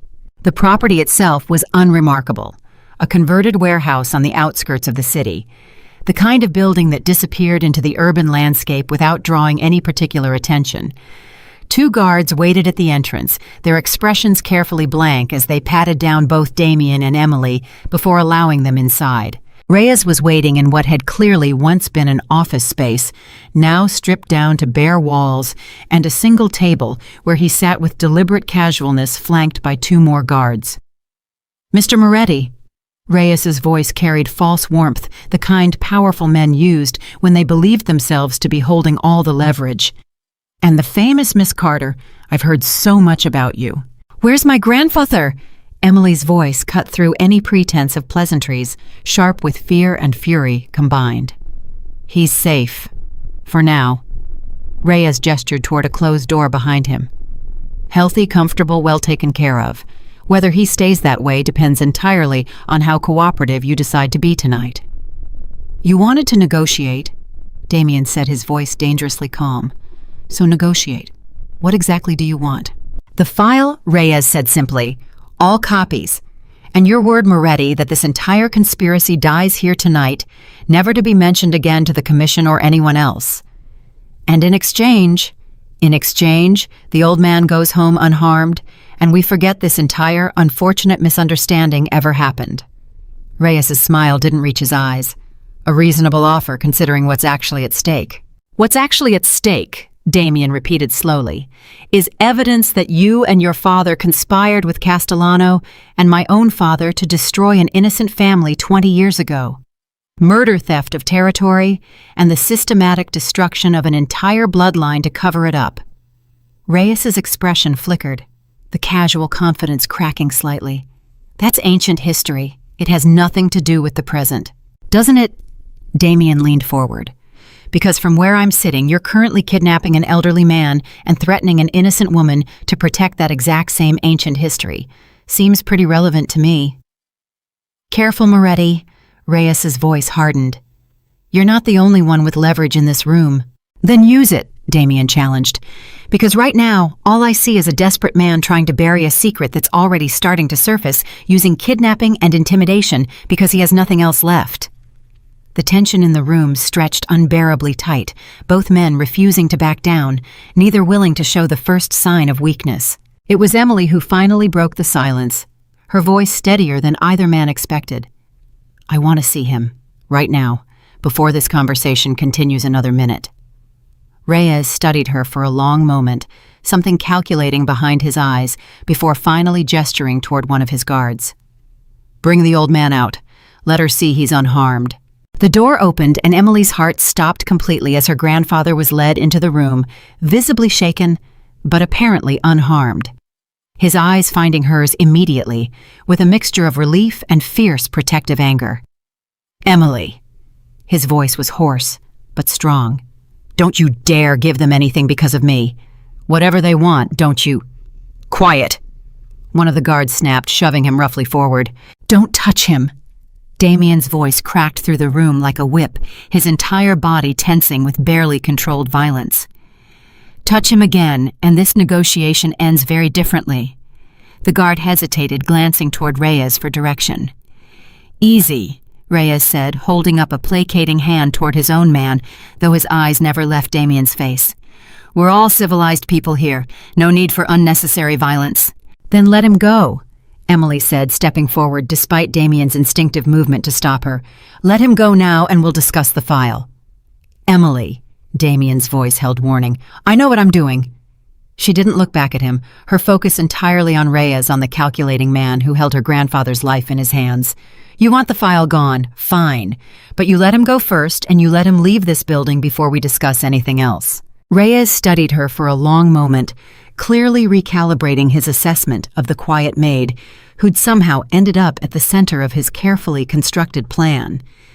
You're braver than I expected. You're more desperate than you're letting on, Emily countered, surprising herself with the steadiness in her own voice. If you were really confident in your position, you wouldn't need to kidnap an old man to force this conversation. Something shifted in Reyes's expression, not quite respect, but something adjacent to it. Fine. He goes free, but the file comes with him in exchange. No tricks, no copies hidden somewhere for insurance. That wasn't the deal, Damian interjected sharply. It's the only deal I'm offering, Reyes said firmly. Take it or leave it, Moretti, but understand this: if that file ever surfaces anywhere with the commission with rival families, anywhere at all, there won't be a third warning. We'll make sure neither of you survives long enough to regret it. The threat hung heavy in the room, absolute and chilling in its simplicity. Damian's jaw tightened, calculating risks, weighing options that had narrowed dramatically in the past several minutes. Emily watched him carefully, understanding the impossible position they'd been forced into: hand over evidence of a 20-year conspiracy or risk her grandfather's life in a standoff that could turn violent at any moment. Fine, Damian said finally, his voice tight with barely controlled fury. You get the file tonight. But understand this, Reyes, if anything happens to either of these people after we leave, if you go back on a single word of this agreement, I will burn your entire operation to the ground, and I won't lose a single night's sleep doing it. Understood. Reyes said, something almost satisfied flickering across his expression. The exchange happened quickly after that. Marco, who'd been waiting outside with a copy of the file, specifically prepared for this scenario, brought it inside under careful supervision. Reyes's men verified its authenticity, while Emily's grandfather was finally released, immediately pulled into a fierce embrace the moment he reached her side. I'm sorry, Emily whispered against his shoulder, tears finally breaking free now that the immediate danger had passed. I'm so sorry you got pulled into this. Don't apologize, he said firmly despite his exhaustion. You did nothing wrong. None of this is your fault. As they made their way back toward the cars, the night air cold and sharp after the tension inside Damian's expression remained grim, calculating clearly already 3 steps ahead in his thinking. That's not over, he said quietly once they were safely inside the vehicle driving away from the warehouse. Reyes thinks he just secured the only copy of that evidence. He's wrong. Emily turned sharply. What do you mean Marco gave him the file? Marco gave him a copy. Damian corrected, a hint of grim satisfaction entering his voice for the first time that night. I made 3 copies the moment we found it. 1 went into a secure deposit box only I have access to. 1 is currently sitting with my lawyer, sealed with instructions to release it to the commission if anything happens to either of us. And the 3rd copy is the one Reyes just received. You planned this from the start. I told you, Damian said, glancing back at her with something that looked almost like pride. I don't walk into negotiations without contingencies. Reyes thinks he's secured his safety tonight. In reality, he's just confirmed exactly how desperate he is, and confirmed every single detail in that file is accurate enough to terrify him into kidnapping and threats. So what happens now? Now, Damian said, his expression hardening with renewed purpose. We present everything to the commission, carefully, methodically, with enough corroborating evidence that nobody can claim it's fabricated. And we let the consequences fall exactly where they should. Emily's grandfather, still recovering from the night's terror, looked between them both with growing understanding. This is bigger than I realized, isn't it? This isn't just about some old housekeeper stealing money. It's about justice that's been delayed 20 years, Damian said quietly, and about making sure nobody ever uses fear and intimidation to silence the truth again. As the car continued through the dark streets toward home, Emily found herself studying Damian's profile in the dim light, understanding settling over her with renewed clarity. This man, ruthless, calculating, capable of planning 3 steps ahead, even in the middle of a hostage negotiation, had also sat beside her hospital bed for 3 sleepless nights, had broken his own engagement without hesitation. The moment her safety was threatened, had just orchestrated an elaborate deception, specifically to protect both her and the truth. Thank you, she said quietly, for tonight, for everything. Damian glanced over, something soft passing behind the calculation still visible in his eyes. Don't thank me yet. The hardest part is still ahead of us. Back at the estate, Emily's grandfather was settled into one of the guest rooms, despite his protests that he was perfectly capable of going home, Damian insisting firmly that nobody connected to this conspiracy would be left unprotected while threats still lingered. "You're stubborn," the old man told Damian, though grudging respect had crept into his voice. "Most men your position wouldn't bother themselves with an old man's safety." "Most men in my position wouldn't have a reason to," Damian said, simply glancing toward Emily, who was helping settle blankets despite her own exhaustion. The old man's eyes followed the glance, something knowing crossing his weathered face. "I see. It's not—" Emily started flushing slightly. "I didn't say anything," her grandfather said, though his small smile suggested he understood perfectly well what he'd just witnessed. Later that night, after her grandfather had finally fallen into exhausted sleep, Emily found Damian in his study, staring at the 3 copies of the file spread across his desk, his expression heavy with the weight of decision still ahead.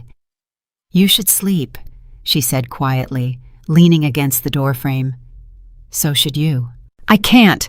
Every time I close my eyes, I see Reyes's guards shoving him forward." She crossed the room slowly, sitting in the chair across from his desk. "Do you think this is really over the danger? I mean—" "No," Damian admitted honestly. "Reyes and Castellano are cornered animals right now. Cornered animals are the most dangerous kind. They'll regroup, they'll plan something else, and we need to move on the commission before they do." "When?" "Tomorrow," Damian said firmly. "I've already arranged a meeting with 3 senior commission members, people my father trusted, people who still respect what's left of his legacy, even knowing what he did." "Will they believe it?" "They'll believe documentation this thorough," Damian said. "Financial records, the photographs, sworn testimony from Dunbar about the current conspiracy connecting back to it. It's not just one piece of evidence anymore, Emily. It's an entire chain, and chains like that don't break easily." Emily studied him for a long moment, something tender crossing her exhausted features. "You could have just buried this. Kept the territory your father stole, kept the alliances, kept everything exactly as it was. Instead, you're risking everything to expose a conspiracy that benefits your own family." "My family benefited from a lie," Damian said quietly. "From a friend's destruction. I won't carry that forward, not when I finally understand what it actually cost, not just the Bianchi family, but apparently you 20 years later, nearly losing your life over secrets you never asked to know." The room fell quiet between them, the weight of everything they'd survived together, settling into something neither had quite named yet, but both clearly felt. "Whatever happens tomorrow," Emily said softly, "thank you for choosing truth over comfort." Damian reached across the desk, his hand finding hers. "Whatever happens tomorrow, we face it together." Outside, the city lights blurred past in streaks of gold and white beyond his study windows, the warehouse and its threats fading into memory.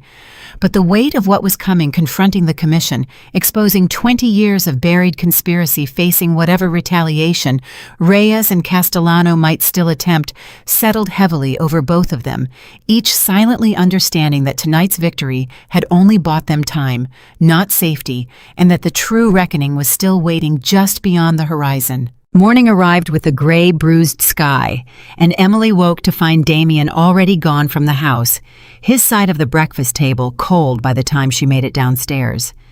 "He left 2 hours ago," Marco told her, looking like he hadn't slept much better than she had. "Commission meeting. He wanted you to stay here with your grandfather where it's safe." "Safe." Emily repeated the word like it tasted strange.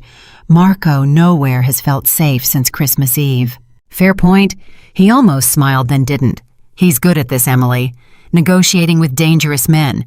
It's literally what he was raised to do." "That's not what worries me." "Then what does—" Emily wrapped her hands around a coffee cup she had no intention of drinking. "Reyes told him there wouldn't be a third warning. What if walking into that commission meeting with evidence is exactly the kind of move that gets the first one used?" Marco didn't have an answer for that, and his silence said more than reassurance ever could have. The meeting took place in a private dining room above an unremarkable restaurant in the city, the kind of place that existed specifically for conversations nobody wanted overheard. 3 men sat across the table from Damian Salvatore Greco, the oldest and most respected member of the commission, flanked by 2 others, whose names carried similar weight in rooms like this one. "You said this was urgent." Greco said, his voice carrying the gravel of 70 years and 4 decades inside the business. "I assume it's worth my time." "It's worth considerably more than your time," Damian said, sliding the folder across the table. "It's evidence that 20 years ago, my father conspired with Castellano and Reyes to destroy the Bianchi family using fabricated charges in order to seize their shipping territory." The temperature in the room dropped instantly. Greco opened the folder slowly, his expression unreadable as he reviewed each document, each financial record, the photograph last of all, studying it for a long, heavy moment before setting it down. "You understand what you're handing me," he said finally. "This isn't a minor accusation, Damian. This implicates your own father, posthumously, but implicates him completely. I understand exactly what I'm handing you." "Why?" Greco's eyes narrowed, searching Damian's face for the angle, the strategy, the thing powerful men always assumed was hiding beneath any apparent act of conscience. "What do you gain from exposing your own family's sins?" "Nothing," Damian said honestly. "I gain nothing. I lose alliances, possibly territory, definitely reputation. But Castellano and Reyes have spent the past 2 weeks kidnapping an innocent man and threatening a woman who never asked to be part of any of this, all to keep this buried. That's not ancient history protecting itself. That's an active, ongoing conspiracy, and I won't let it continue under my watch." One of the other commission members, a sharp-eyed woman named Costas, who'd inherited her position from a father who'd died protecting it, leaned forward. "The woman you mentioned, the maid from the Christmas banquet. There are already rumors circulating about her." "Emily Carter," Damian confirmed. "She accidentally discovered this file months ago while organizing storage. Castellano and Reyes believe she might remember details dangerous enough to expose them. That belief is the only reason any of this came to light at all." "So they tried to eliminate a witness," Costas said slowly, "and instead created one." "Essentially, yes." Greco closed the folder, his expression grave. "This will not be a quiet process, Damian. If this commission acts on this evidence, it will not be subtle. Castellano and Reyes will lose everything: territory, alliances, possibly their freedom, depending on what charges follow. Families that powerful do not go quietly. I'm aware. They may come for you directly, for the girl, for anyone connected to this." Greco's eyes held real warning, not threat, but genuine concern from a man who'd survived this business for decades by understanding exactly how dangerous cornered men became. "Are you prepared for that?" Damian thought of Emily standing in that warehouse, steadier than she had any right to be, negotiating her grandfather's freedom with a calm that had genuinely surprised him. "I've been prepared for worse," he said quietly. "What I'm not prepared to do is let fear keep something like this buried for another 20 years. The commission deliberated for nearly 2 hours, while Damian waited in an adjoining room, his phone buzzing periodically with updates from Marco, nothing urgent, just routine check-ins meant to confirm Emily and her grandfather remained safe. Each buzz still sent a spike of adrenaline through him before he confirmed the message wasn't bad news. When Greco finally emerged, his expression had hardened into something resolute. "The commission accepts the evidence as credible," he announced. "Castellano and Reyes will be summoned to answer for it within the week. Given the severity, fabricated evidence resulting in a family's destruction, followed by recent kidnapping and intimidation, to suppress that evidence, I expect both families will lose their territory entirely, possibly more depending on additional charges that may surface during investigation." Relief washed through Damian, quickly tempered by Greco's next words. "Understand something, though. Cornered men with nothing left to lose are the most dangerous variety that exists. The week between now and the formal hearing, that's when you need to be most careful. Reyes and Castellano will know this is coming. They'll know exactly who exposed them." "I understand." "Protect the girl," Greco added, surprising Damian with the directness of the warning. "Protect her closely. Men like Reyes don't simply accept defeat. Sometimes they try to take something valuable down with them on the way out." The drive back to the estate felt longer than it should have, Damian's mind cycling through every possible retaliation. Reyes and Castellano might attempt every vulnerability in his security, every way Emily could still be hurt, despite everything they'd already survived together. He found her in the kitchen when he finally arrived home, helping her grandfather prepare what looked like an attempt at normal life soup. simmering on the stove, bread cooling on the counter, the old man directing operations from a chair while Emily followed his instructions with focused concentration. "How did it go?" she asked, immediately abandoning the spoon she'd been stirring with. "The commission accepted the evidence. Castellano and Reyes will be summoned within the week." Relief flooded her expression quickly, followed by wariness. But Greco warned me that cornered men are dangerous, that the week before the hearing is when we need to be most careful. Damian crossed the kitchen, his hands finding her shoulders.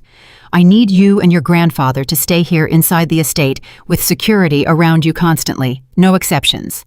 "For how long?" "Until this is completely resolved." Emily's grandfather, listening from his chair, spoke up with quiet authority.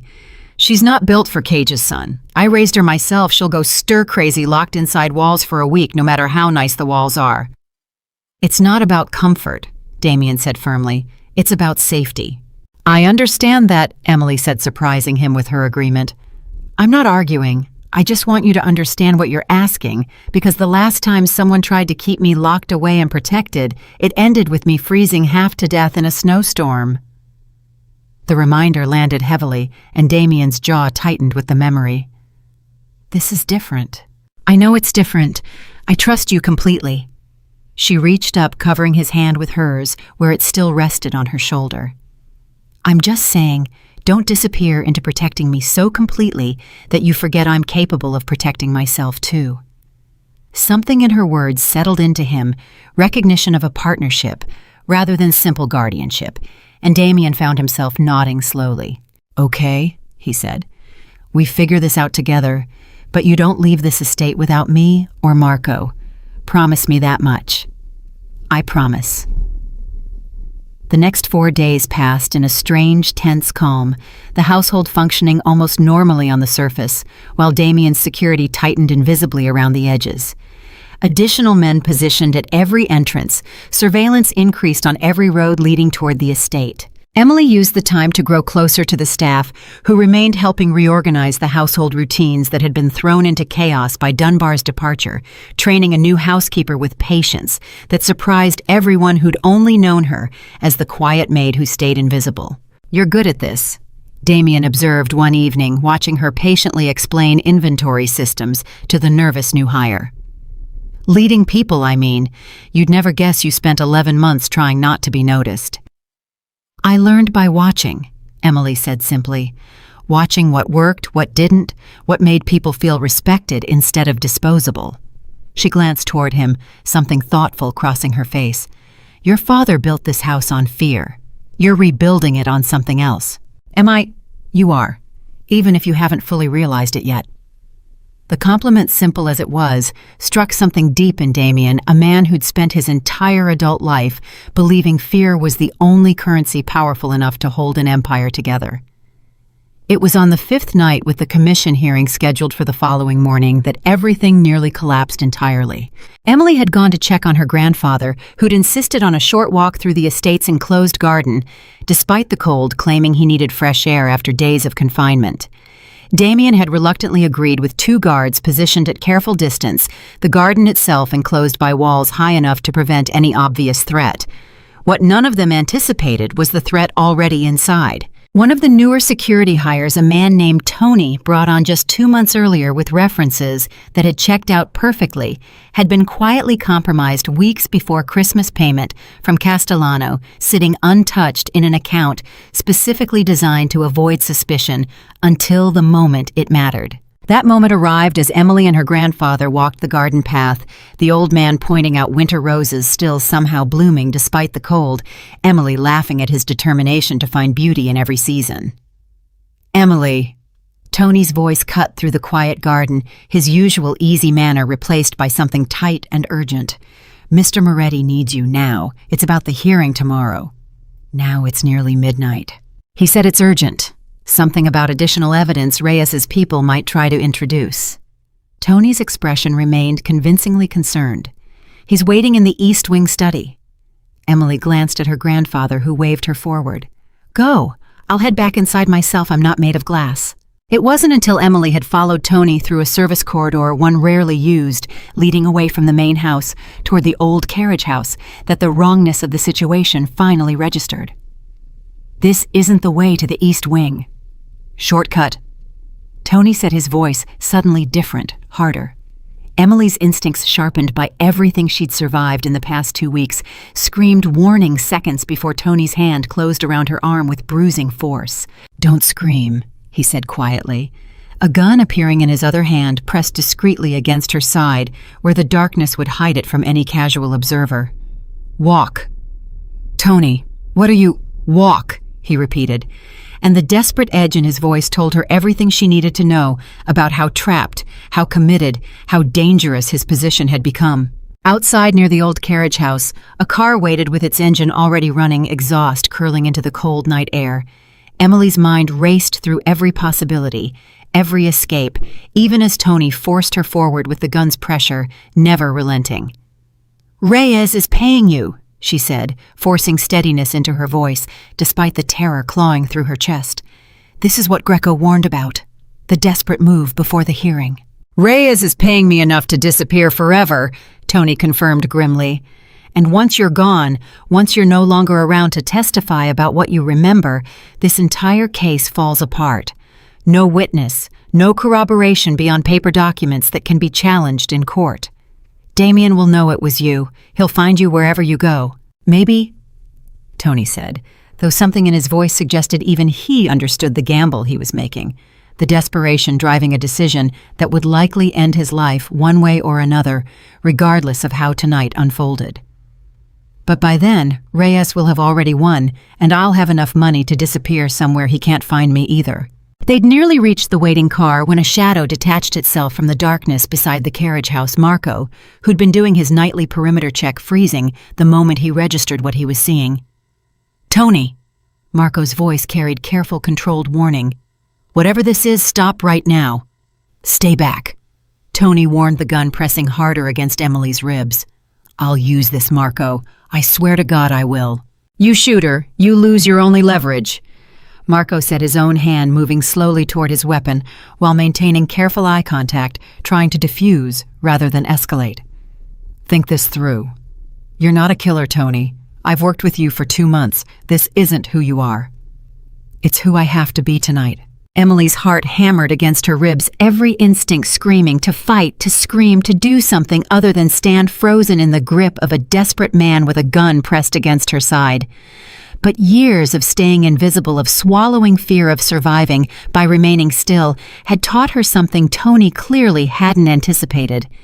She knew exactly how to disappear into stillness while waiting for the right moment. As Marco continued talking, his voice low and steady, clearly stalling for time, while signaling silently to the additional guards, Emily could now see emerging from the darkness at the edges of her vision.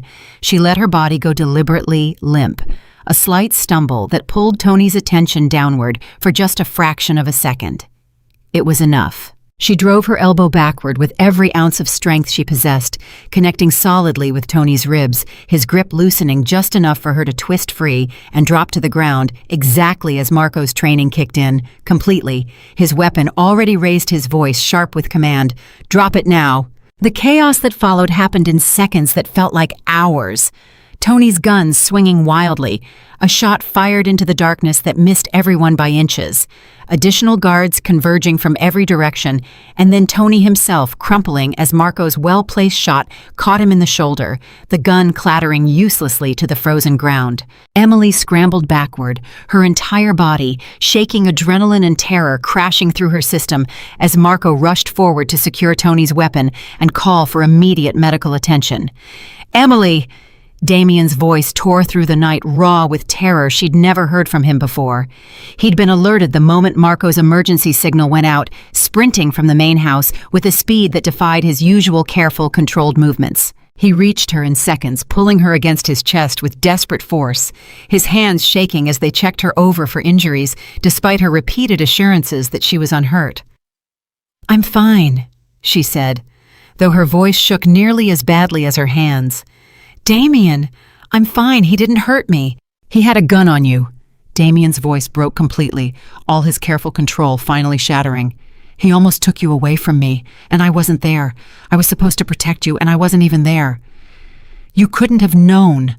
Emily said firmly, pulling back enough to meet his eyes to make him truly see her whole and unharmed, despite everything. Nobody could have known Tony was compromised. This isn't your failure. It feels like my failure. His hands cupped her face, desperate need to confirm she was real unhurt, still standing in front of him. I told you I'd keep you safe. I told you nothing would happen to you again. And you did keep me safe, Emily said softly. Marco was here. Your training, your security, your instincts about protecting this house properly, all of it worked exactly the way it was supposed to. I'm standing here because of everything you built, Damian, not despite it. Behind them, paramedics worked to stabilize Tony, who'd already begun talking rapidly, desperately clearly, understanding that cooperation now represented his only chance at leniency, given everything that had just unfolded. He'll testify. Marco reported approaching once Tony had been loaded into an ambulance under heavy guard. Says Reyes approached him 3 weeks ago before Christmas even happened. Apparently they suspected Emily might be dangerous to their interests, even before the banquet incident. Before Christmas, Damian repeated slowly, the implications settling into place with sickening clarity. That means Vanessa's accusation wasn't the beginning of this conspiracy. It was already in motion.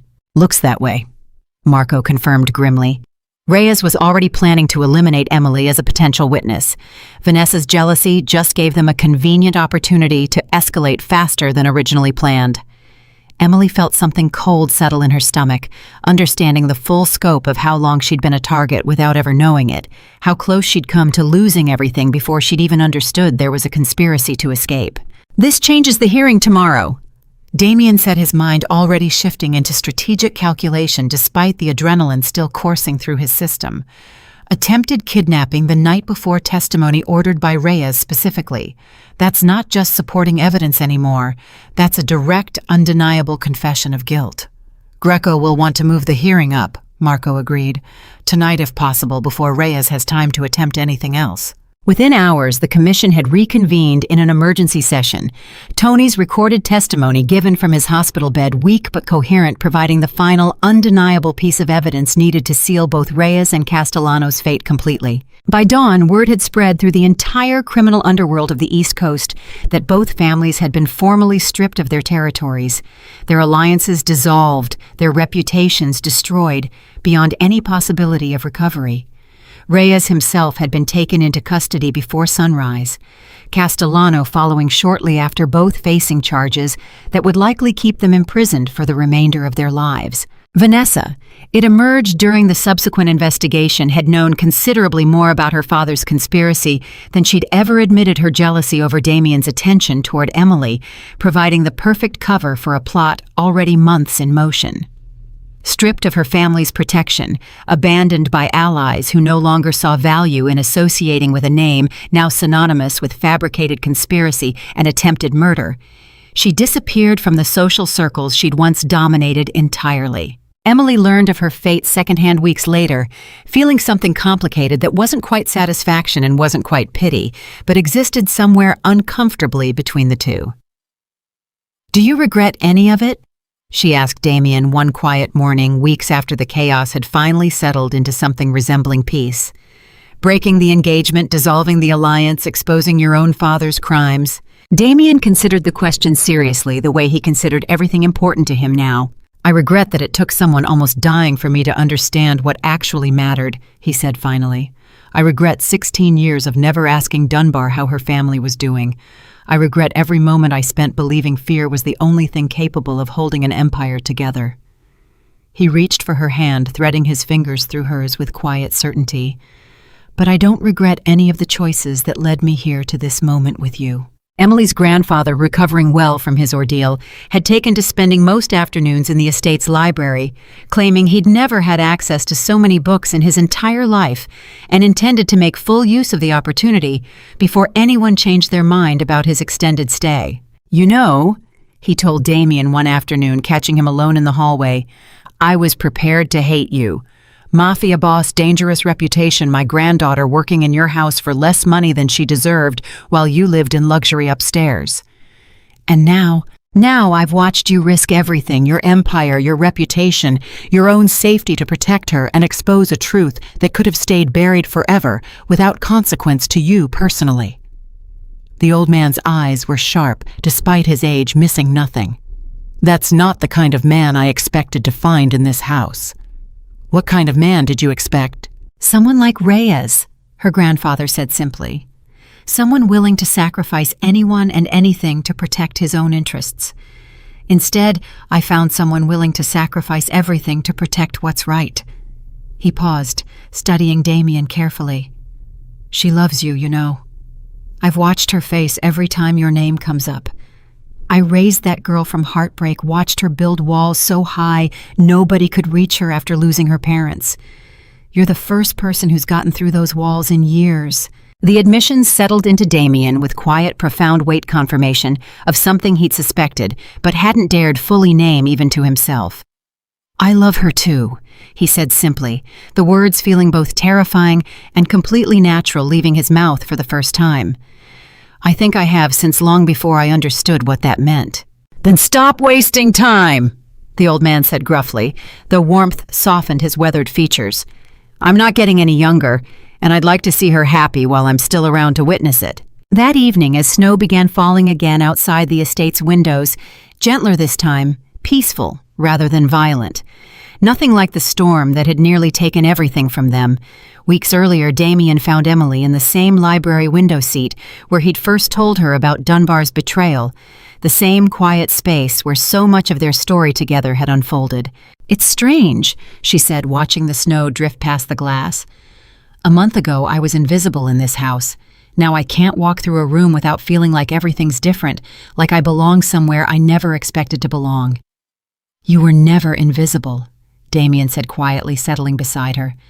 "I saw you from the very beginning. I just didn't understand yet what that seeing meant." Emily turned to face him fully, something vulnerable and hopeful crossing her expression. "What does it mean now?" Damian reached into his pocket, retrieving something small that caught the lamplight as he opened his palm. Not an engagement ring, not yet, but something simpler, more personal.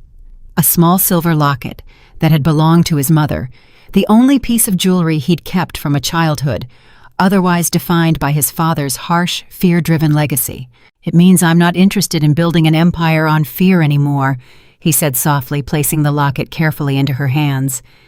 "I'm interested in building something with you instead, something based on the kind of strength you've shown me, quiet, persistent, unshakable, even when everything around you is falling apart." Emily's fingers closed around the locket, tears gathering in her eyes as she looked up at him, understanding settling over her with overwhelming clarity. "I'd like that," she whispered. "More than anything." Outside, the snow continued falling steadily, blanketing the estate in peaceful white. Nothing like the violent storm that had brought them together weeks earlier, but somehow impossibly exactly the kind of beginning neither of them had ever expected to find. The locket stayed warm in Emily's palm long after Damian had gone to handle calls that still came at every hour, the business of dismantling two criminal empires, apparently requiring constant attention even weeks after the commission's ruling. She didn't take it off. Not once. Not even when Mrs. Hensley, the new housekeeper she'd personally trained, raised an eyebrow at it during morning rounds. "That's a serious piece of jewelry for a woman who used to wear the same uniform every single day," Hensley observed not unkindly. "It's not about the jewelry," Emily said, tucking it beneath her collar with a small smile she couldn't quite suppress. "It's about who gave it to me." But peace, Emily had learned over the past month, rarely lasted as long as anyone wanted. 3 weeks after the commission's ruling, just as the household had finally begun settling into something resembling normal rhythm, Marco arrived at breakfast with an expression that immediately killed whatever lightness had existed in the room. "Boss, we have a situation."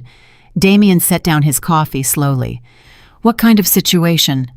"Vanessa." Marco's jaw tightened. "She's back, and she's not alone." Emily's stomach dropped. "Back where?" "Outside the front gate right now, demanding to speak with Damian directly." Marco hesitated. "She's got 2 men with her. I don't recognize them, which worries me more than if I did."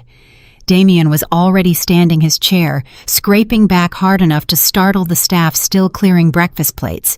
"Lock down the perimeter. Nobody comes through that gate without my direct authorization."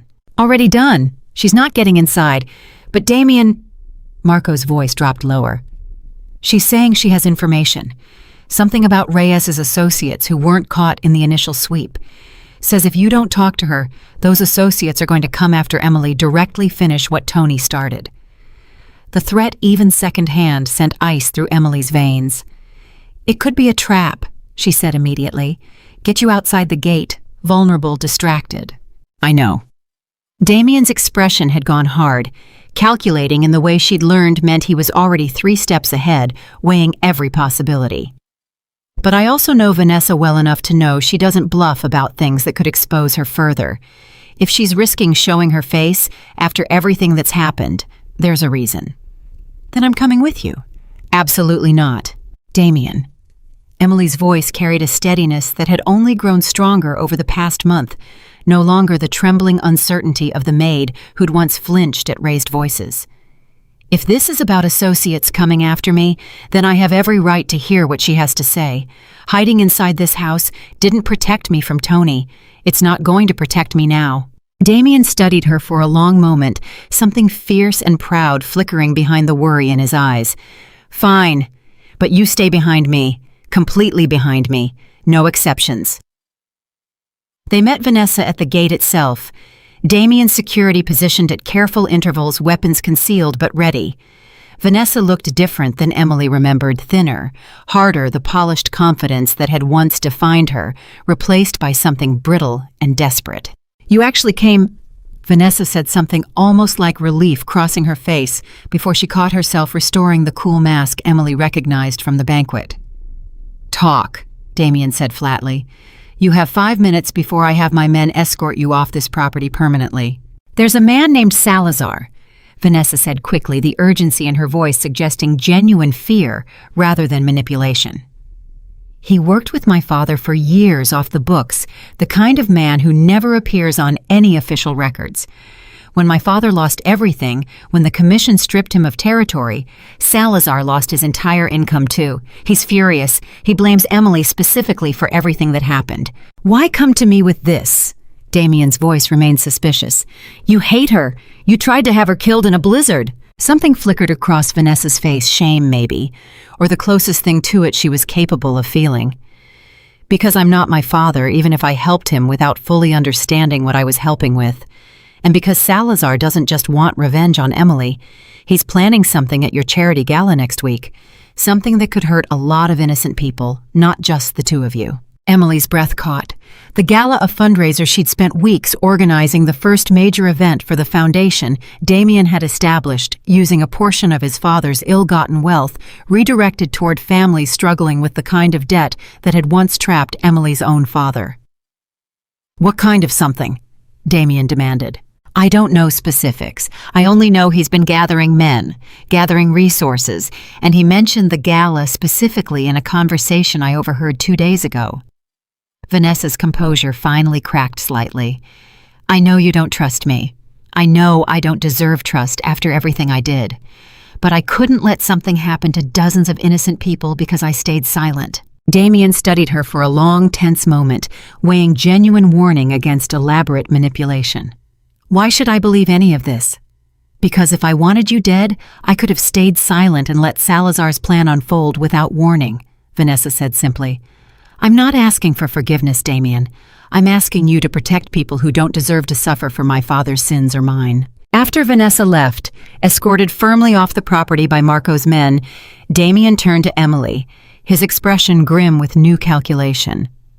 "We could cancel the gala," he said. "Postpone everything until we've confirmed or disproven this threat." "No." Emily's response came immediately fierce. "That foundation matters too much. Those families counting on support next week, I won't let fear cancel something that important, not after everything we've already survived to get here."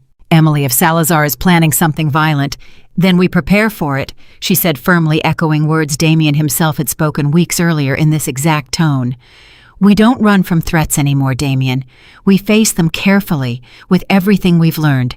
Isn't that exactly what you taught me? Something in Damian's expression softened with reluctant pride, even as worry remained etched across his features. You're terrifyingly stubborn, you know that. I learned from the best. The week leading up to the gala passed in intensive preparation, Damian's security team working alongside city contacts to investigate Salazar's background, his known associates, any pattern that might reveal exactly what he was planning. Marco's investigation revealed a man with a long history of violence, someone who'd operated in Reyes's shadow for over a decade, someone whose desperation following his sudden loss of income made him exactly the kind of unpredictable threat Greco had warned about weeks earlier. He's not subtle, Marco reported 3 days before the gala. We tracked a recent purchase explosive, small quantity, enough to cause significant damage in an enclosed space, but not enough to level a building entirely. He's planning something targeted, not indiscriminate. Targeted at what specifically? Our best guess is the main stage where you'll be speaking. He wants maximum visibility, maximum humiliation, probably timed for when the most witnesses and press are present. Emily felt the familiar tightening of fear in her chest, but underneath it, something steadier had taken root over the past month. Not fearlessness exactly, but the understanding that fear no longer had to mean paralysis. Then we changed the plan, she said. Not cancel, change. The gala itself arrived with deceptive calm, 300 guests filling the grand ballroom that had once hosted the Christmas banquet, where everything began, now transformed entirely. Warm lighting, joyful music, photographs of families. The foundation had already helped displayed prominently throughout the room. What the guests didn't see was the additional security woven invisibly throughout the event. The bomb-sniffing dogs that had swept every inch of the building hours before. Doors opened, the careful substitution that moved the actual speaking location away from the obvious main stage to a smaller, more secure platform. At the last possible moment, the surveillance team monitoring every entrance with focused intensity. Salazar. Emily learned later had been positioned outside waiting for confirmation. His device had been properly placed by an associate who'd infiltrated the setup crew days earlier. What he hadn't anticipated was Damian's security identifying that associate through facial recognition pulled from previous surveillance, intercepting him hours before the event even began, the device he carried never making it anywhere near the ballroom at all. The arrest happened quietly, efficiently, away from any guest's awareness, Salazar himself taken into custody outside the building, moments after his associate's failure became apparent, his desperate attempt at revenge collapsing before it ever had the chance to harm a single person. Emily learned of the successful intervention just minutes before she was scheduled to speak, Damian appearing at her side backstage, with visible relief replacing the tension that had defined his expression all evening. "It's done," he said simply. "Salazar is in custody.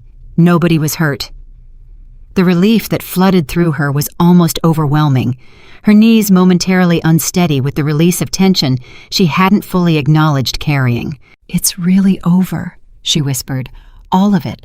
Reyes, Castellano, Salazar, the entire conspiracy that started with a blizzard." "It's really over," Damian confirmed, pulling her gently into his arms. "You did this, Emily. Your courage, your refusal to let fear control your choices, that's what got us here." "We did this," she corrected. "Together." When Emily walked onto that small, secure platform, minutes later facing 300 guests who had no idea how close disaster had come to touching their evening, her voice carried steady and clear, untouched by the fear that had nearly defined her entire existence just 2 months earlier. "A year ago, I was a maid in this very house." She began watching surprise ripple through the crowd, who recognized her now, who'd heard whispers of the scandal, but never the full truth. "I worked invisible, exhausted, carrying debt that wasn't mine to carry, believing my entire worth was measured by how quietly I could disappear into a room." She paused, finding Damian's eyes in the crowd, drawing strength from his steady, unwavering presence. "This Christmas Eve I nearly died in a blizzard because someone believed people like me don't matter enough to protect. But I survived. And in surviving, I discovered something I never expected, that true strength isn't about wealth or power or fear. It's about choosing again and again to do what's right even when it costs you everything." Applause began rippling through the crowd, but Emily continued, her voice gathering even more conviction. This foundation exists because one man decided fear shouldn't be the only currency that built an empire, because he understood that protecting vulnerable people matters more than protecting alliances built on cruelty. Every family we help tonight, every debt we forgive, every life we change, that's not charity. That's justice finally catching up to people who've been invisible for far too long. The applause swelled into a standing ovation, 300 guests rising together, moved by words that carried the unmistakable weight of someone who'd lived every syllable of what she described. Damian watched from the side of the platform, pride and love radiating so clearly across his features that several guests near him exchanged knowing smiles, understanding exactly what they were witnessing even before any formal announcement had been made. Months passed following the gala's success, the foundation expanding rapidly as word spread about families helped, debts forgiven, lives genuinely transformed by resources redirected from decades of accumulated criminal wealth towards something finally worth that wealth's existence. Emily oversaw operations with the same quiet dedication she'd once brought to scrubbing floors, except now her exhaustion came from purpose rather than survival. Her late nights filled with case files of families needing help rather than silver trays needing polish. "You've changed this house completely," her grandfather observed one evening, watching her work from his favorite chair in the library, his health steadily improving with proper care and the absence of constant stress. "I barely recognize it from that first Christmas I worried about you working here."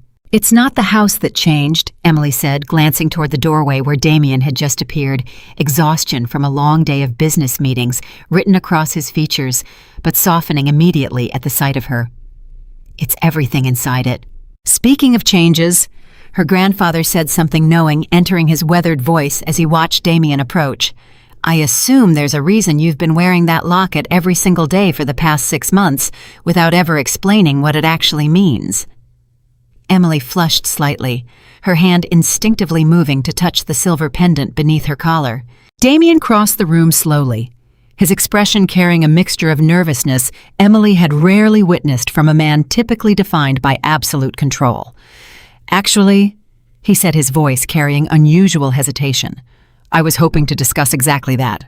He knelt then, right there in the library where so much of their story had unfolded, where they'd discovered the file that started everything, where he'd given her his mother's locket, weeks after a blizzard nearly took her life, where countless quiet conversations had slowly rebuilt both their understanding of what truly mattered. "Emily Carter," he said, his voice steady, despite the visible emotion underlying every word. "You walked into my life as someone everyone else considered invisible. You taught me that strength isn't measured by fear, that true leadership means protecting the vulnerable rather than exploiting them, and that the family I choose matters infinitely more than the empire I inherited." Tears gathered in Emily's eyes, her hands trembling as understanding crystallized completely.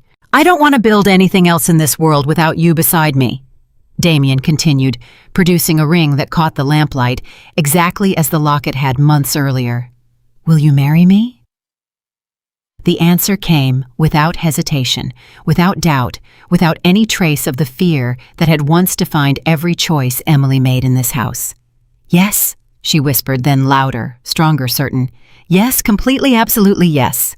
Her grandfather's applause from his chair provided the only witness either of them needed, though news would spread quickly enough through the household, through the city, through the criminal underworld, still adjusting to understanding exactly what kind of man now controlled the Moretti empire. Their wedding, held the following Christmas Eve, exactly 1 year after that fateful blizzard, transformed the same mansion that had once witnessed Emily's near death into a celebration of everything that had grown from that darkest night.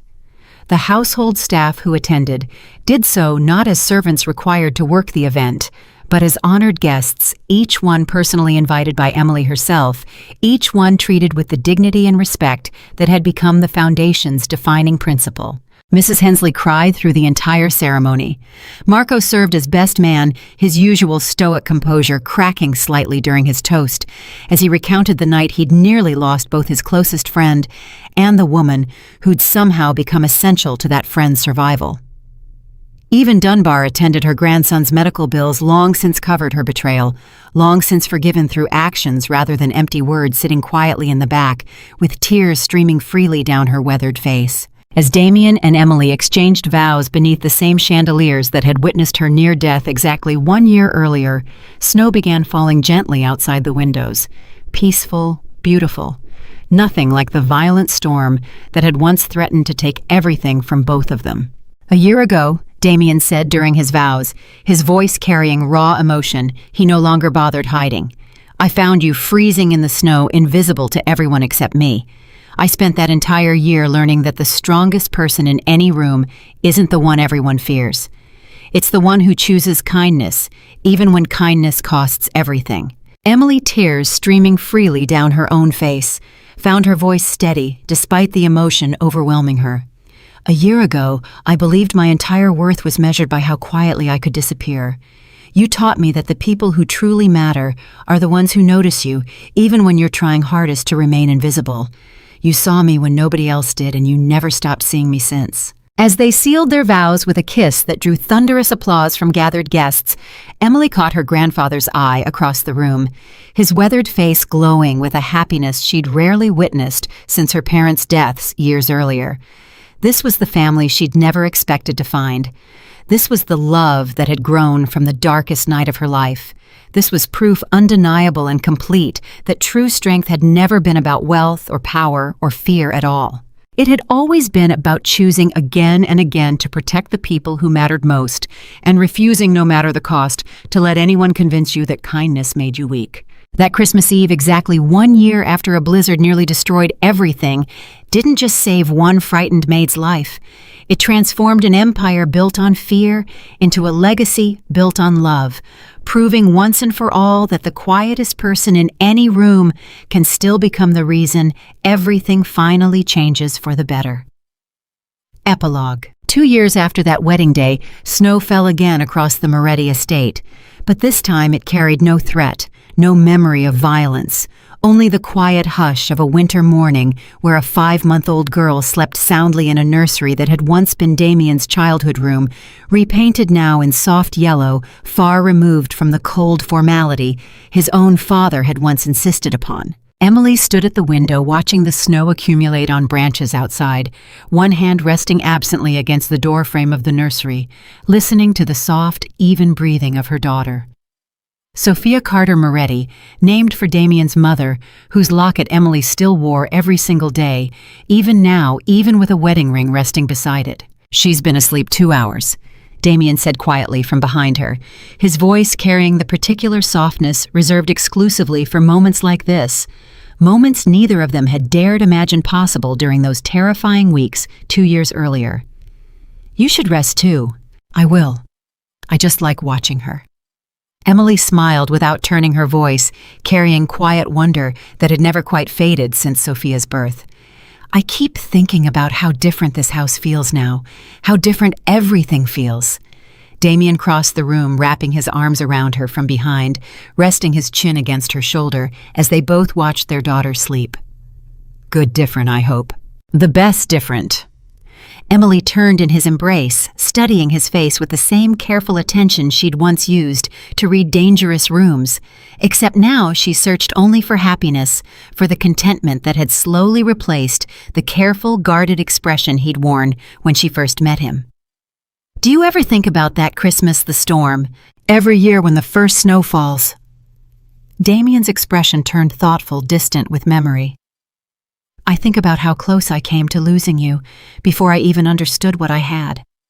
I think about how angry I was, how terrified carrying you through that ballroom, not caring who watched." "I think about it too," Emily admitted. "Not with fear anymore, though, with gratitude.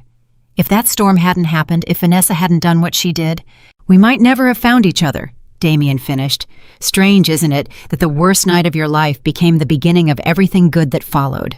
Their conversation was interrupted by the sound of the front door, followed by familiar voices in the hallway below. Marco now married himself to a woman named Sarah he'd met during the chaotic months following the commission hearing, and Emily's grandfather, whose health had improved so dramatically under proper care that he'd taken to walking the estate grounds daily, declaring himself younger than he'd felt in 15 years. "Is that everyone arriving already?" Emily glanced at the clock, surprised by how quickly the afternoon had progressed. "I thought the gathering wasn't until 6. Knowing Marco, he probably wanted extra time with Sophia before the chaos of guests arrives, Damian said, smiling at the predictable affection his oldest friend had developed for their daughter, an affection that had surprised everyone, given Marco's typically stoic, guarded nature. They made their way downstairs together, finding Marco already settled in the main sitting room, his wife Sarah laughing at something Emily's grandfather had said. The comfortable warmth of family, filling a space that had once echoed with fear and careful, calculated silence. "There's my favorite goddaughter's parents," Marco announced, rising to embrace Emily warmly before clasping Damian's hand.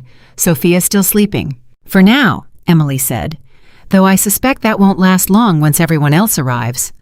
The gathering that evening commemorated something significant, the second anniversary of the Foundation's official launch, an event that had grown from Emily's quiet determination into something that now operated across 3 states, helping hundreds of families escape the kind of crushing debt that had once defined Emily's own desperate circumstances. Throughout the evening, as guests arrived, and the house filled with warmth and laughter, entirely unlike the careful, fearful gatherings Damian's father had once hosted, Emily found herself reflecting on everything that had changed, everything that remained, everything still ahead. Dunbar arrived early.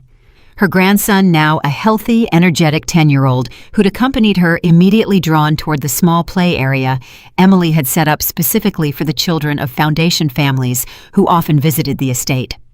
Margaret herself had remained on staff after everything that happened 2 years earlier, her betrayal long since forgiven, her loyalty, since then, absolute and unwavering. "He's grown so much," Emily said, watching the boy play with genuine warmth. "I remember when this all started, when you told us about the medical bills, about how desperate you were." "I think about it every single day," Dunbar admitted quietly. "How close I came to destroying everything good in this house because I was too afraid to simply ask for help. You and Damian taught me something I should have learned decades earlier, that asking for help isn't weakness. It's the only thing that actually saves people." The evening continued with the particular warmth that had become characteristic of every gathering at the Moretti estate since Emily had taken over its management.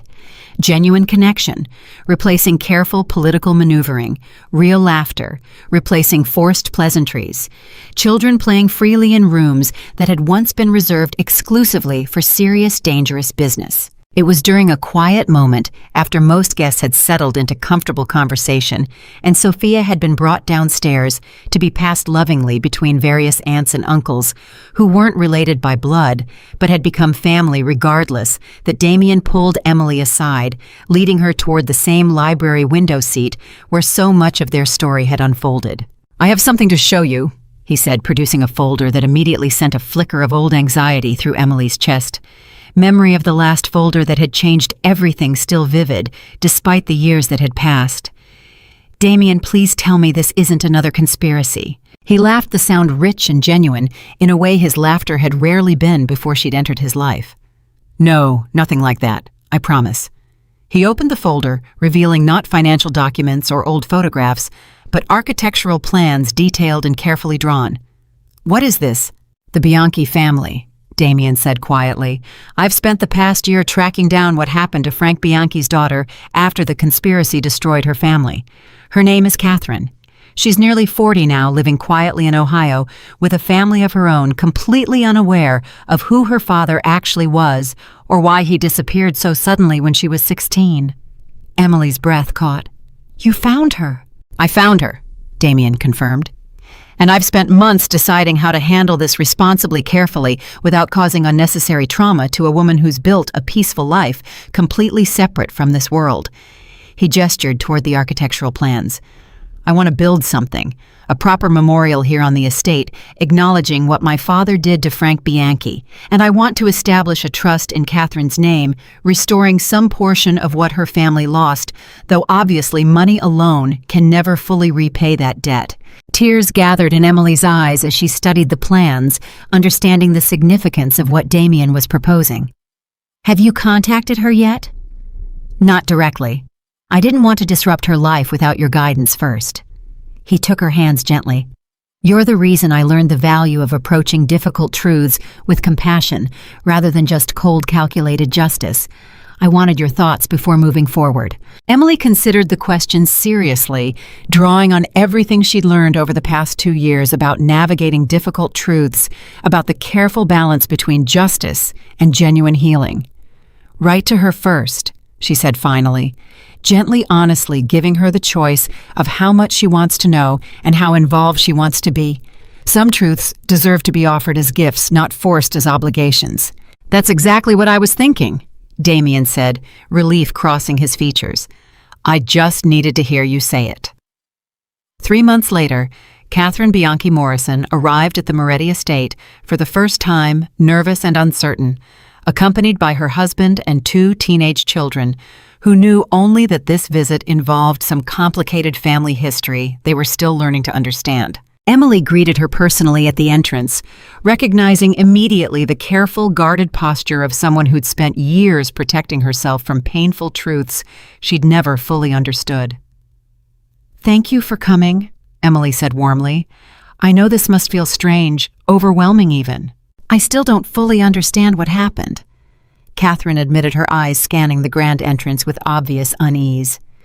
My mother always said my father simply left, that he couldn't handle the pressure of business anymore.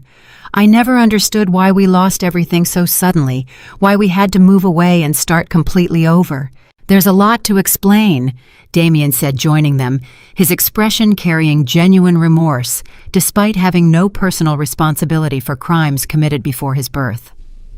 And I want you to know up front, nothing I tell you today comes with any expectation of forgiveness or reconciliation. I simply believe you deserve the truth finally, after 22 years. The conversation that followed, held in the same study where Emily had first discovered the conspiracy file 2 years earlier, unfolded with careful, deliberate honesty. Damian explained everything: his father's betrayal, the fabricated evidence, the systematic destruction of a family that had once been genuine friends, the territorial greed that had driven men to destroy someone they'd called brother. Catherine listened in stunned silence, tears streaming freely as pieces of her childhood confusion finally clicked into devastating clarity. My father wasn't a coward who abandoned us, she whispered finally. He was protecting us, running to keep us safe from men who would have killed us all if he'd fought back. From everything I've uncovered, yes, Damian confirmed gently. He chose exile over violence. He chose your safety over his own reputation and territory. He never told us the truth, even after everything, even watching us struggle, watching my mother work 3 jobs just to keep us fed. He never explained why. He probably believed silence was the only thing keeping you safe, Emily offered softly. Sometimes the people who love us most make impossible choices that look like abandonment but are actually the deepest form of protection. Catherine's husband, who'd remained quiet throughout the conversation, finally spoke. Is there proof, documentation that confirms all of this actually happened the way you're describing? Damian produced copies of the original evidence, carefully organized alongside additional research his team had conducted over the past year, specifically to corroborate every detail before approaching Catherine with such a significant revelation. I established a trust 3 months ago. Damian continued, sliding additional documents across the desk. It's not nearly equivalent to what your father's territory was worth 22 years ago, but it's substantial, and it comes with no conditions attached. You're free to refuse it entirely if accepting feels wrong, given everything you're processing right now. Catherine stared at the documents for a long moment, overwhelmed by information that had completely reshaped her understanding of her own history within the span of a single conversation. I need time, she said finally. This is a lot to process. Take all the time you need, Emily said immediately. There's no expectation here except honesty.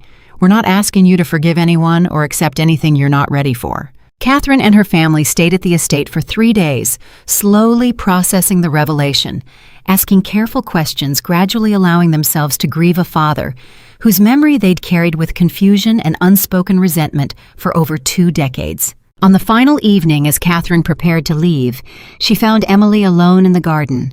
The same garden where Emily had once nearly frozen to death, now transformed with careful landscaping into something peaceful, deliberately designed to honor growth rather than commemorate trauma. "Can I ask you something?" Catherine said, approaching slowly. "Why does any of this matter to you? You're not responsible for what happened to my father. You married into this family years after everything occurred." Emily considered the question seriously, understanding the weight behind it. "Because I know what it feels like to be invisible, to have your suffering dismissed as unimportant by people too powerful to care. I know what it feels like when someone finally sees you, finally acknowledges what you've survived." She paused, watching snow-dusted roses sway gently in the evening breeze. "Your father deserved that acknowledgement 22 years ago. You deserve it now." Catherine's eyes filled with fresh tears, though these carried something gentler than the shock and grief of earlier conversations. "Thank you for finding me, for telling the truth even though it would have been easier to simply let history stay buried." "Burying truth never actually protects anyone," Emily said quietly. "It just delays the reckoning."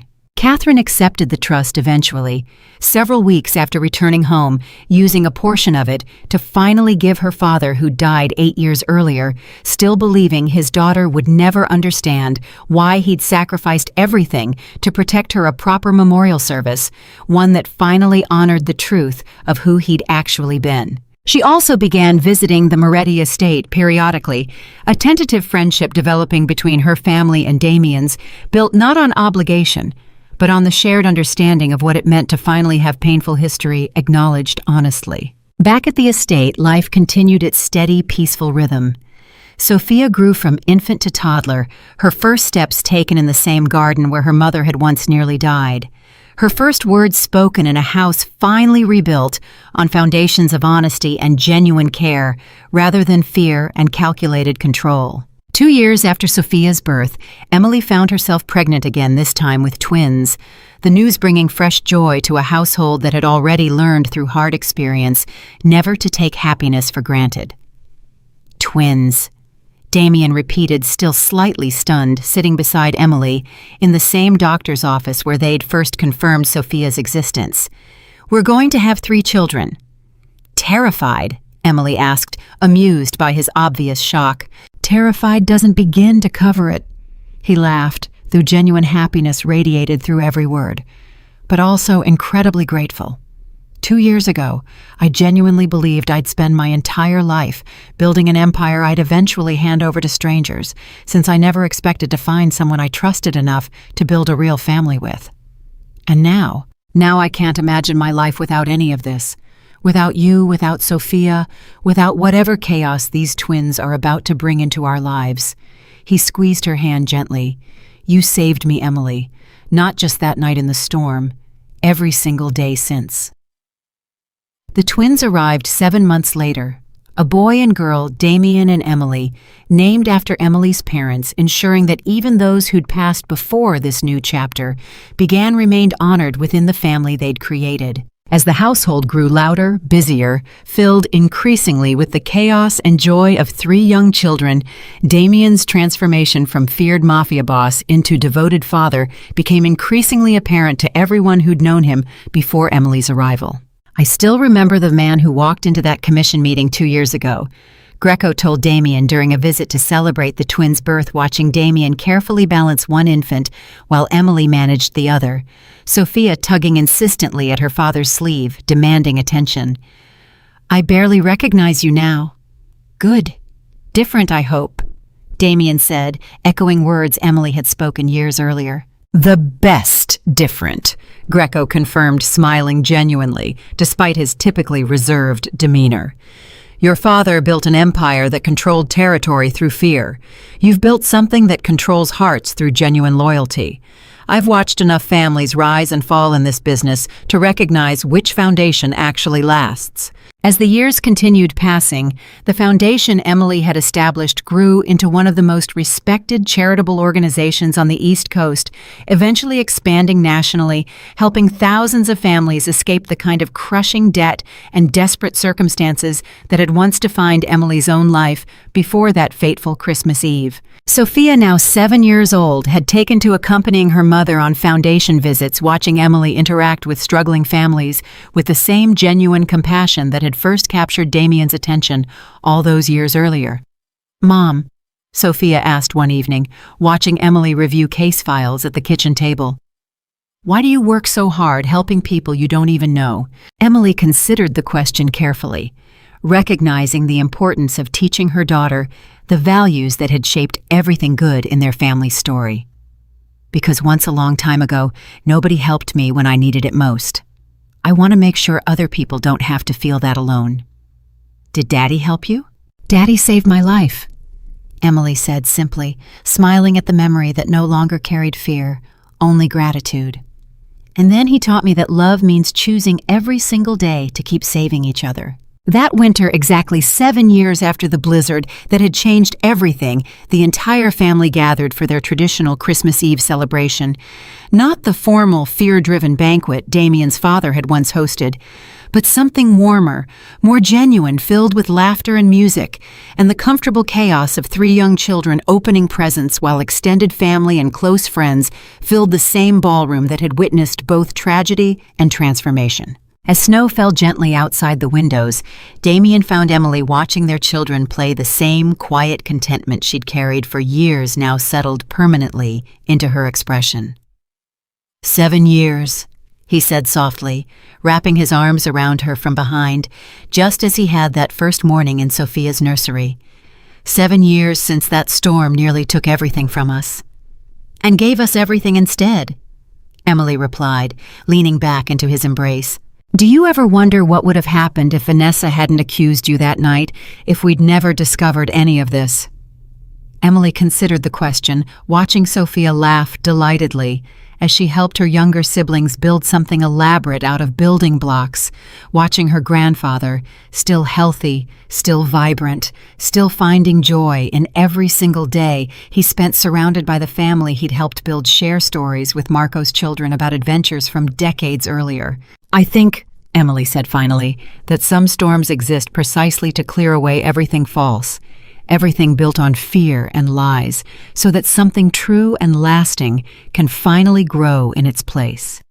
Damian pressed a gentle kiss against her temple, watching their children, their family, their legacy unfold before them with the kind of peace neither had ever expected to find. "I love you," he said simply. "More today than I did 7 years ago. More than I thought possible when I first carried you through that ballroom, terrified I'd already lost you before truly understanding what I had." "I love you too," Emily whispered. "Completely, unconditionally, forever." Outside, snow continued falling steadily across the estate that had once been defined entirely by fear, now transformed completely into a home built on the unshakable foundation of genuine love, hard-won trust, and the unwavering belief that even the darkest storms can lead eventually to the warmest light. That Christmas Eve, 7 years after everything began, didn't just mark another anniversary of survival. It stood as living proof that the quietest, most overlooked person in any room can become the very reason an entire empire finally learns what it means to love completely fearlessly and forever.